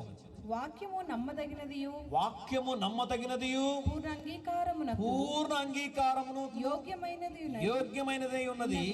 అట్టి వారిలో నేను ప్రధానుడును. పాపులను రక్షించుటకు ఎవరు వచ్చారని చెప్పండి? క్రీస్తు యేసు లోకమునకు వచ్చిన ఒక దైవజనుడు వారి చర్చికి వచ్చేటటువంటి ప్రతి విశ్వాసి కోసం ప్రార్థన చేస్తూ ఉండేవారు. ఓ తమ్ముడు జాబ్ కోసం ప్రార్థన చేయమని అడిగితే ప్రార్థన చేశారండి. 3 నెలలు ప్రార్థన చేశారు, జాబ్ రాలే. 6 నెలలు ప్రార్థన చేశారు, జాబ్ రాలే. 1 ఇయర్ ప్రేయర్ చేశారు, జాబ్ రాలే. 2 ఇయర్స్ ప్రేయర్ చేశారు, జాబ్ వచ్చింది. ప్రతి ప్రేయర్కి వచ్చేవాడు, కుటుంబ ప్రార్థనకు వచ్చేవాడు, ఉపవాస ప్రార్థనకు వచ్చేవాడు, బైబిల్ స్టడీకి వచ్చేవాడు, సండే ప్రేయర్కి వచ్చేవాడు. 2 సంవత్సరాలు ప్రార్థన చేస్తే ఉద్యోగం వచ్చింది. ఉద్యోగం వచ్చిన మొదటి వారం మనోడు సంఘంలో కనబడలే. ఉద్యోగం వచ్చేసింది కదా. పాస్టర్ అమ్మకు ఒక మంచి అలవాటు ఉంది. చర్చి అయిపోయిన తర్వాత ఇద్దరు ఇంటికి వెళ్ళి ఎవరైతే రాలేదో వారందరి పేర్లు రాసుకొని వారి కొరకు ప్రార్థన చేసి, ప్రార్థన అయిపోయిన తర్వాత వారికి ఫోన్ చేసి మాట్లాడేవారు అన్నమాట. ఒక దైవజనుడి సంఘంలో 5,000 మంది ఉన్నారంట. ఒకసారి గట్టిగా చెప్పండి, ఎన్ని వేల మంది? నాకు కొంచెం చెవుడు, కొంచెం గట్టిగా చెప్తారా? నాకు కొంచెం చెవుడండి. అప్పుడప్పుడు మా భార్య తిడతా ఉంటుంది, నాకు అర్థం అవ్వదు. కాబట్టి నేను అమ్మాయి తిట్టేది అర్థం కాదు కాబట్టి నేను నవ్వుతూ ఉంటే నా భార్య అనుకుంటే నా భర్త చాలా ఆత్మీయుడు, నా అమ్మాయి తెలియదు నాకు చూడని. కొంచెం గట్టి చెప్పండి, ఎన్ని వేల మంది చెప్పండి? ఆ పాస్టర్ గారికి 5,000 మంది పేర్లు తెలుసు అంటండి. ఎంత గొప్ప విషయం అండి! 5,000 మంది పేర్లు గుర్తుపెట్టుకున్నట్టు చిన్న విషయమా? కారణం ఏంటో తెలుసా? 5,000 మంది కోసం రోజు ప్రార్థన చేసేవాడంట ఆ దైవజనుడు. ఈ పాస్టర్ గారు, పాస్టర్ అమ్మ అబ్బాయి కాల్ చేశారు, తమ్ముడు ఎందుకు రాలేదు గుడికి అని అడిగారు. ఆఫీస్ అండి, బిజీ అండి, ఎక్స్ట్రా వర్క్ ఇచ్చారండి, రాలేకపోయాను. ఎన్ని సంవత్సరాలు ప్రార్థన చేశారో తెలుసానండి? 2 సంవత్సరాలు ప్రార్థన చేస్తే ఉద్యోగం రాలా. ఉద్యోగం వచ్చిన 2 సంవత్సరాలు చర్చికి రాలే ఈ అబ్బాయి. ఒకరోజు కాల్ చేశాడు పాస్టర్ గారికి, పాస్టర్ గారు ఈరోజు సాయంకాలం మా ఇంటికి భోజనానికి వస్తారా? నాకోసం చిన్న ప్రార్థన చేయాలి రండి అని అడిగాడు. పాస్టర్ అమ్మ గారికి ఒక విశ్వాసి తిరిగి దేవుని దగ్గరికి వచ్చిన ఆనందం కన్నా వేరొక ఆనందం ఉండదండి. సంతోషంగా వెళ్ళారు ఇద్దరు. వెళ్తే అబ్బాయి కూర్చోబెట్టి మాట్లాడడం ప్రారంభించాడు. కొంచెం హెల్త్ బాగాలేదండి నాకు, ఈ మధ్య హాస్పిటల్కి వెళ్ళానండి, డాక్టర్ దగ్గర చూపించుకున్నానండి. డాక్టర్ అన్నాడు, నీకు క్యాన్సర్ వచ్చింది, 4th స్టేజ్లో ఉంది, 6 నెలల కన్నా ఎక్కువ రోజు నువ్వు బతకమన్నాడు డాక్టర్ గారు. 6 నెలలు ఇంకెక్కువ కాలం బతకమన్నాడు. వర్క్ బిజీలో పడిపోయి, డబ్బు సంపాదనలో పడిపోయి దేవుణ్ణి విడిచిపెట్టాను, దేవుని కృపను విడిచిపెట్టాను, దేవుని ప్రేమను విడిచిపెట్టాను, సహవాసాన్ని విడిచిపెట్టాను, సంఘాన్ని విడిచిపెట్టానమ్మా. 6 నెలల కన్నా ఎక్కువ కాలం బతకమన్నారు డాక్టర్ గారు. ఏడుస్తూ కూర్చున్నాడు. పాస్టర్ అమ్మ గారికి వచ్చిన ఆనందం మొత్తం ఆవిరైపోయింది. అరే తిరిగి వచ్చాడు అనుకుంటే సమస్యతో వచ్చాడే. ఆ టైంలో పాస్టర్ అమ్మ ఇద్దరు కూడా భయపడొద్దు నాయన, ధైర్యంగా ఉండి నీకోసం మేము ప్రార్థన చేస్తాం. నువ్వు మోకాళ్ళొంగి నీకోసం మేము ప్రార్థన చేస్తాను. కొన్ని ఆశీర్వాదకరమైన మాటలు చెప్పారు. మోకాళ్ళొంగితో అబ్బాయి మీద చేతులు పెట్టి ప్రార్థన చేయడం ప్రారంభించారు. ఆ టైంలో అబ్బాయి ఒక మాట చెప్పాడట ప్రార్థనలో, ప్రభువా నువ్వు నాకు ఎంతో టైం ఇచ్చావు, అయితే నువ్వు ఇచ్చిన సమయం అంతా నేను వృధా చేశాను. ఒకవేళ నువ్వు దయతలిచి నాకు కానీ సమయం ఇస్తే నా సమయం అంతా నీకోసం వాడుతాను ప్రభు అన్నాడంట. ఒక చిన్న తీర్మానం అండి ప్రార్థనప్పుడు, ప్రభువా నువ్వు నాకు ఎన్నో అవకాశాలు ఇచ్చావు, ఎంతో సమయం ఇచ్చావు, దుర్వినియోగం చేశాను, అయితే ఇప్పుడు ఒక తీర్మానం తీసుకుంటున్నా, దయతలిచి నువ్వు నాకు తిరిగి సమయం ఇస్తే నా సమయం అంతా నీకు అర్పిస్తానయ్యా అన్నాడంట. పాస్టర్ అమ్మ కన్నీటితో ప్రార్థన చేశారు. భయపడొద్దు ఆయన, దేవుడు ఒక అద్భుతం చేస్తాడు, ధైర్యంగా ఉండు అని చెప్పి బలపరిచి వెళ్ళారు. ఒక 2 నెలల తర్వాత తిరిగి చర్చిలోనికి వచ్చాడు. చర్చిలో సాక్ష్యం చెప్తున్నప్పుడు అబ్బాయి నిలబడి ఒక మాట చెప్పాడంట, రీసెంట్గా నాకు క్యాన్సర్ వచ్చింది, 4th స్టేజ్లో ఉండింది, నా జీవితాన్ని ప్రభువుకి సమర్పించాను, సంపూర్తిగా నా దేవుడు విడుదలనిచ్చాడు. కొంచెం బిగ్గరగా చెప్పలు కూడా దేవుడు నా మనకు. అలాగే ఉన్న పాటన లేచి నిలబెడతాడు. ఈ రాత్రి నేను మీకోసం ప్రార్థన చేయబోతున్నాను. దేవుడు ఒక అద్భుత కార్యం చేయబోతున్నాడు ఈరోజు. నీ జీవితంలో అద్భుతాలు చేసేటటువంటి దేవుడు ఆయన. అందరి జీవితాల్లో కాదండి, ఎవరైతే ఈ రాత్రి సంపూర్తిగా వారి జీవితాన్ని ప్రభువుకు సమర్పిస్తారు, ఎవరు వెళ్ళిపోద్దండి. శ్రేష్టమైన సమయం, వాక్యం కన్నా చాలా ప్రాముఖ్యమైన సమయం ప్రార్థనా సమయం. మీరున్న పాటున ఉన్న స్థలంలో కళ్ళు మూసుకోగలిగితే మీకోసం ప్రార్థన చేయాలని ఆశపడతాను. ఉన్న స్థలంలో కళ్ళు మూసుకుందాం. ప్రభు ఈరోజు మనతో మాట్లాడు.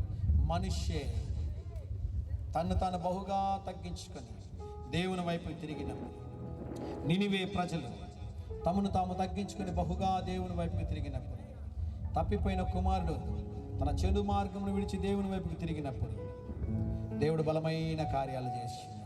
అందరం కళ్ళు మూసుకుందాం. అటు ఇటు ఎవరు తిరగొద్దండి. శ్రేష్టమైన సమయం. ఆరంభంలో మనం ఒక వాక్యం చదివాం, ఒకవేళ నువ్వు తిరిగి రావాలని ఉద్దేశించిన ఎడల నీవు నా యొద్దకే రావాలని. నువ్వు అటు ఇటు తిరగక హేయ క్రియలను విడిచిపెట్టి దేవుని వైపులో తిరిగినట్లు, దేవుని దగ్గరికి రాగలిగినట్లయితే ప్రభు బలమైన కార్యాలు చేయడానికి దేవుడు ఇష్టపడుతున్నాడు. ఎబినేజరే ఎబినేజరే ఇంతవరకు ఆదుకున్నావే అయ్యా, ఎబినేజరే ఎబినేజరే ఇంతవరకు ఆదుకున్నావే అయ్యా, ఇంతవరకు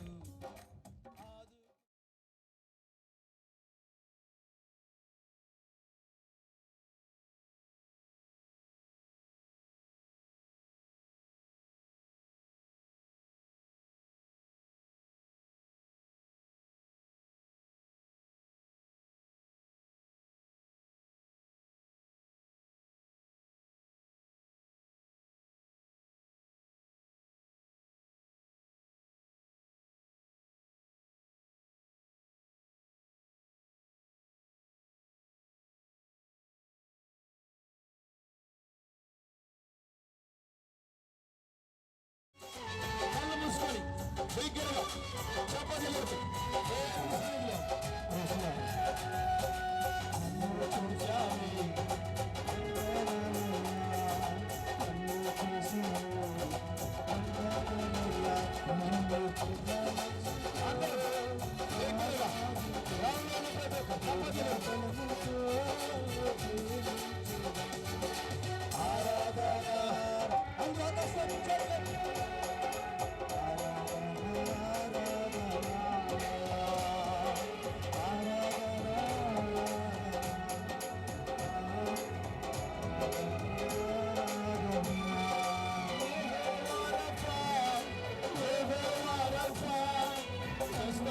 Chave,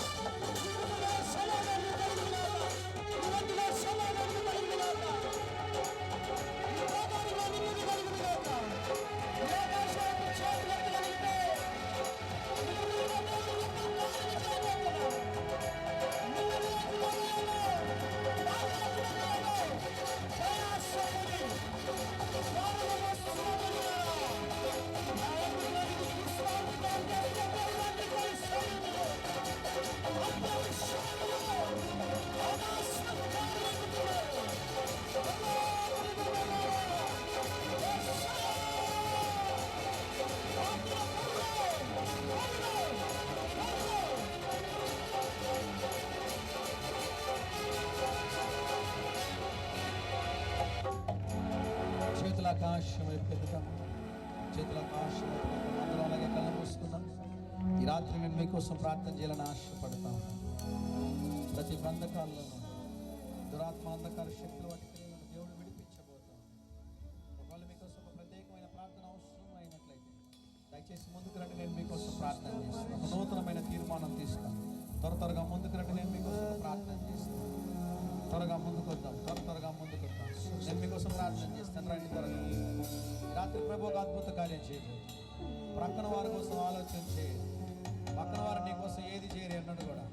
ప్రభు నేను పిలుస్తున్నాడు, రా ముందుకు రా, నీకోసం ప్రార్థన చేస్తాను. ముందుకు వచ్చిన దేవుని వైపుకి చేతులు చెప్పండి.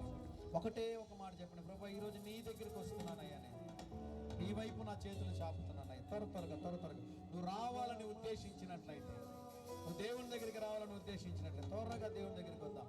చేతులు దేవుని వైపు చాపుతాం, ఆకాశం వైపు చాపుతాం.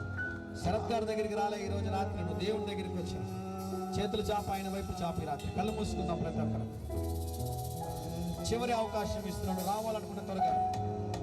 నీ హృదయం వేగంగా కొట్టుకుంటా ఉంది, ముందుకు రావాలని ఆశపడుతున్నావు, ఏదో ఒకటి నేను వెనక్కి లాగుతా ఉందా?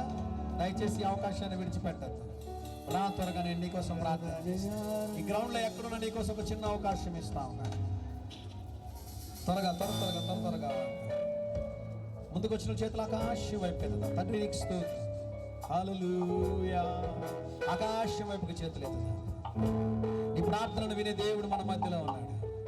నేను బలపరిచే దేవుడు మన మధ్యలో ఉన్నాడు. నేను స్థిరపరిచే దేవుడు మన మధ్యలో ఉన్నాడు. త్వరగా నీ గుండె వేగంగా కొట్టుకుంటాం. రావాలని ఆశపడుతున్నావు, ఏదో ఒకటి వెనకాల ఉంది. ముందుకు వస్తే నువ్వు విశ్వాసి కాదనుకుంటారేమో, అనుకుంటున్నావేమో. నీకున్న వ్యర్థమైన గౌరవాన్ని విడిచిపెట్టి ప్రభు దగ్గరికి రా. ఈ రాత్రి ఒక అవసరం ఉందా, రా దేవుని దగ్గరికి. దేవుని సేవకులు లోబడి, మాటకు లోబడి ప్రభు ఒక అద్భుతం చేస్తారు. త్వరగా రా, చివరి అవకాశం. చేతుల ఆకాశం వైపు ఎత్తుతాం.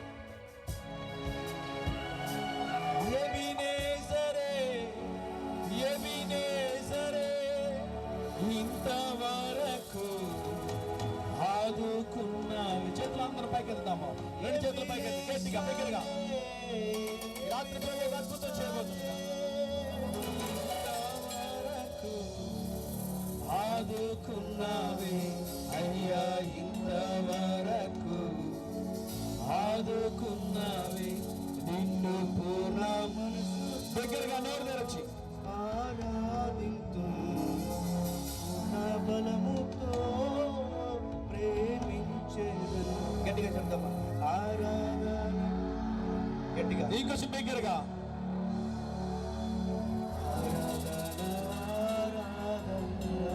పరిశుద్ధుడా, ప్రేమ నమ్మకము కలిగిన మా యేసయ్య, ఈ రాత్రికాల సమయంలో ప్రభు ఎవరైతే ఈ నాయనాన్ని యొక్క సన్నిధానంలోకి వచ్చి వారి చేతులు నీ మైవిదికి చాపి ఉన్నారో ప్రభు, నీ వైపు చాపి ఉన్నారో వారి కొరకు ప్రార్థన చేస్తున్నారు ప్రభు. ప్రతి దురాత్మ అంధకార శక్తులు వాడి క్రియలని యేసు నామములో లయపరుస్తున్నాము. విడుదల దయచేయమని ప్రార్థిస్తున్నాను. మూయబడ్డ గర్భము యేసు నామములో తెరవబడును గాక. ఏ కుటుంబంలో బిడ్డలైతే చదువులు వెనకబడి ఉన్నారో, ఫెయిల్ అయిపోయి ఉన్నారో, యేసు నామములో ఒక అద్భుతము జరుగునుగా. యేసు నామములో బిడ్డల జీవితము ఆశీర్వదించబడునుగా. యేసు నామములో దీవించబడునుగా. అనారోగ్యంతో ఉన్న వారి కొరకు ప్రార్థన చేస్తున్నాను ప్రభు. మీరు ముట్టండి, స్వస్థపరచండి, ఆయుష్ని ఇవ్వండి, ఆరోగ్యాన్ని ఇవ్వండి ప్రభు. అనేక మంది ప్రభు మీరు పిలిచారని మీ వద్దకు వచ్చినారు ప్రభు. ఇంతవరకు వారి యొక్క వ్యక్తిగత జీవితంలో ప్రతి పాపము శాపము తొలగిపోయి ఆశీర్వాదాలు కుమ్మరించండి నాయన. బలమైన కార్యాలు నాయన మా ప్రియుల జీవితంలో జరిగించండి. ముందున్న సమయం ఆశీర్వాదకరంగా, దీవెనకరంగా చేయండి.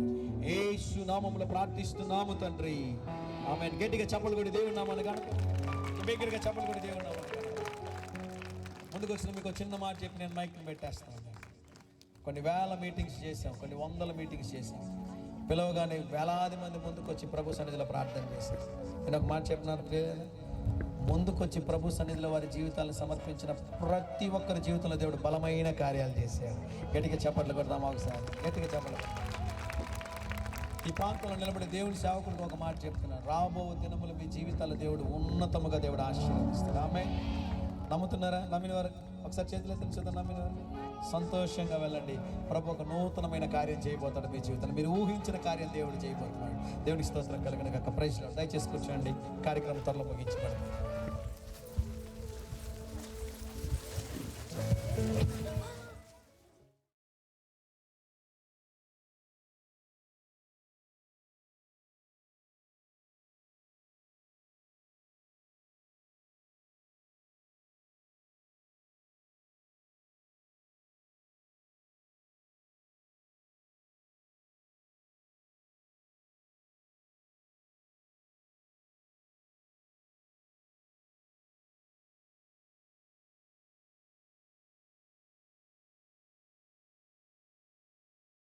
కొన్ని అనౌన్స్మెంట్స్ వినండి. రేపు ఎల్లుండి 2 days మీటింగ్స్ ఉన్నాయి. ఇది 3rd day. దేవుడు సక్సెస్ఫుల్గా ఈ మీటింగ్ నడిపించిన దేవాది దేవునికి చేతుల దేవునికి స్తోత్రాలు చెల్లిద్దాం. హల్లెలూయా, హల్లెలూయా. మరి 3వ దిన కూడికలో చక్కటి అద్భుతమైన దేవుని వాక్యాన్ని మనకు అందించిన విధానాన్ని బట్టి నిజంగా really you are blessed through this message in this night. Thank you pastor గారు, మమ్మల్ని ప్రేమించి మా ఆహ్వానాన్ని మన్నించి ఈ 3వ దిన కూడికలో దేవుని వాక్యం అందించినందుకు మా అందరి తరపున, మా కమలాపురం పాస్టర్స్ అసోసియేషన్ తరపున, మా ఫ్యామిలీ తరపున, మా చర్చెస్ తరపున మీకు ప్రత్యేకమైన వందనాలు తెలియజేస్తున్నాను. Thank you very much. మరి ఒకసారి మా ప్రాంతానికి కావాలని మనసారా కోరుకుంటున్నాం. చెప్పండి కూడా దేవుని మహిమపడదాం. దేవుని సేవకులు అందించిన చక్కటి వర్తమానమును బట్టి చేతులెత్తి దేవునికి స్తోత్రాలు చెల్లిద్దాం. హల్లెలూయా. మరి ఈ సమయంలో పాట పాడుచుండగా మీ యొక్క శ్రేష్టమైన కానుకలు దేవునికి సమర్పించండి.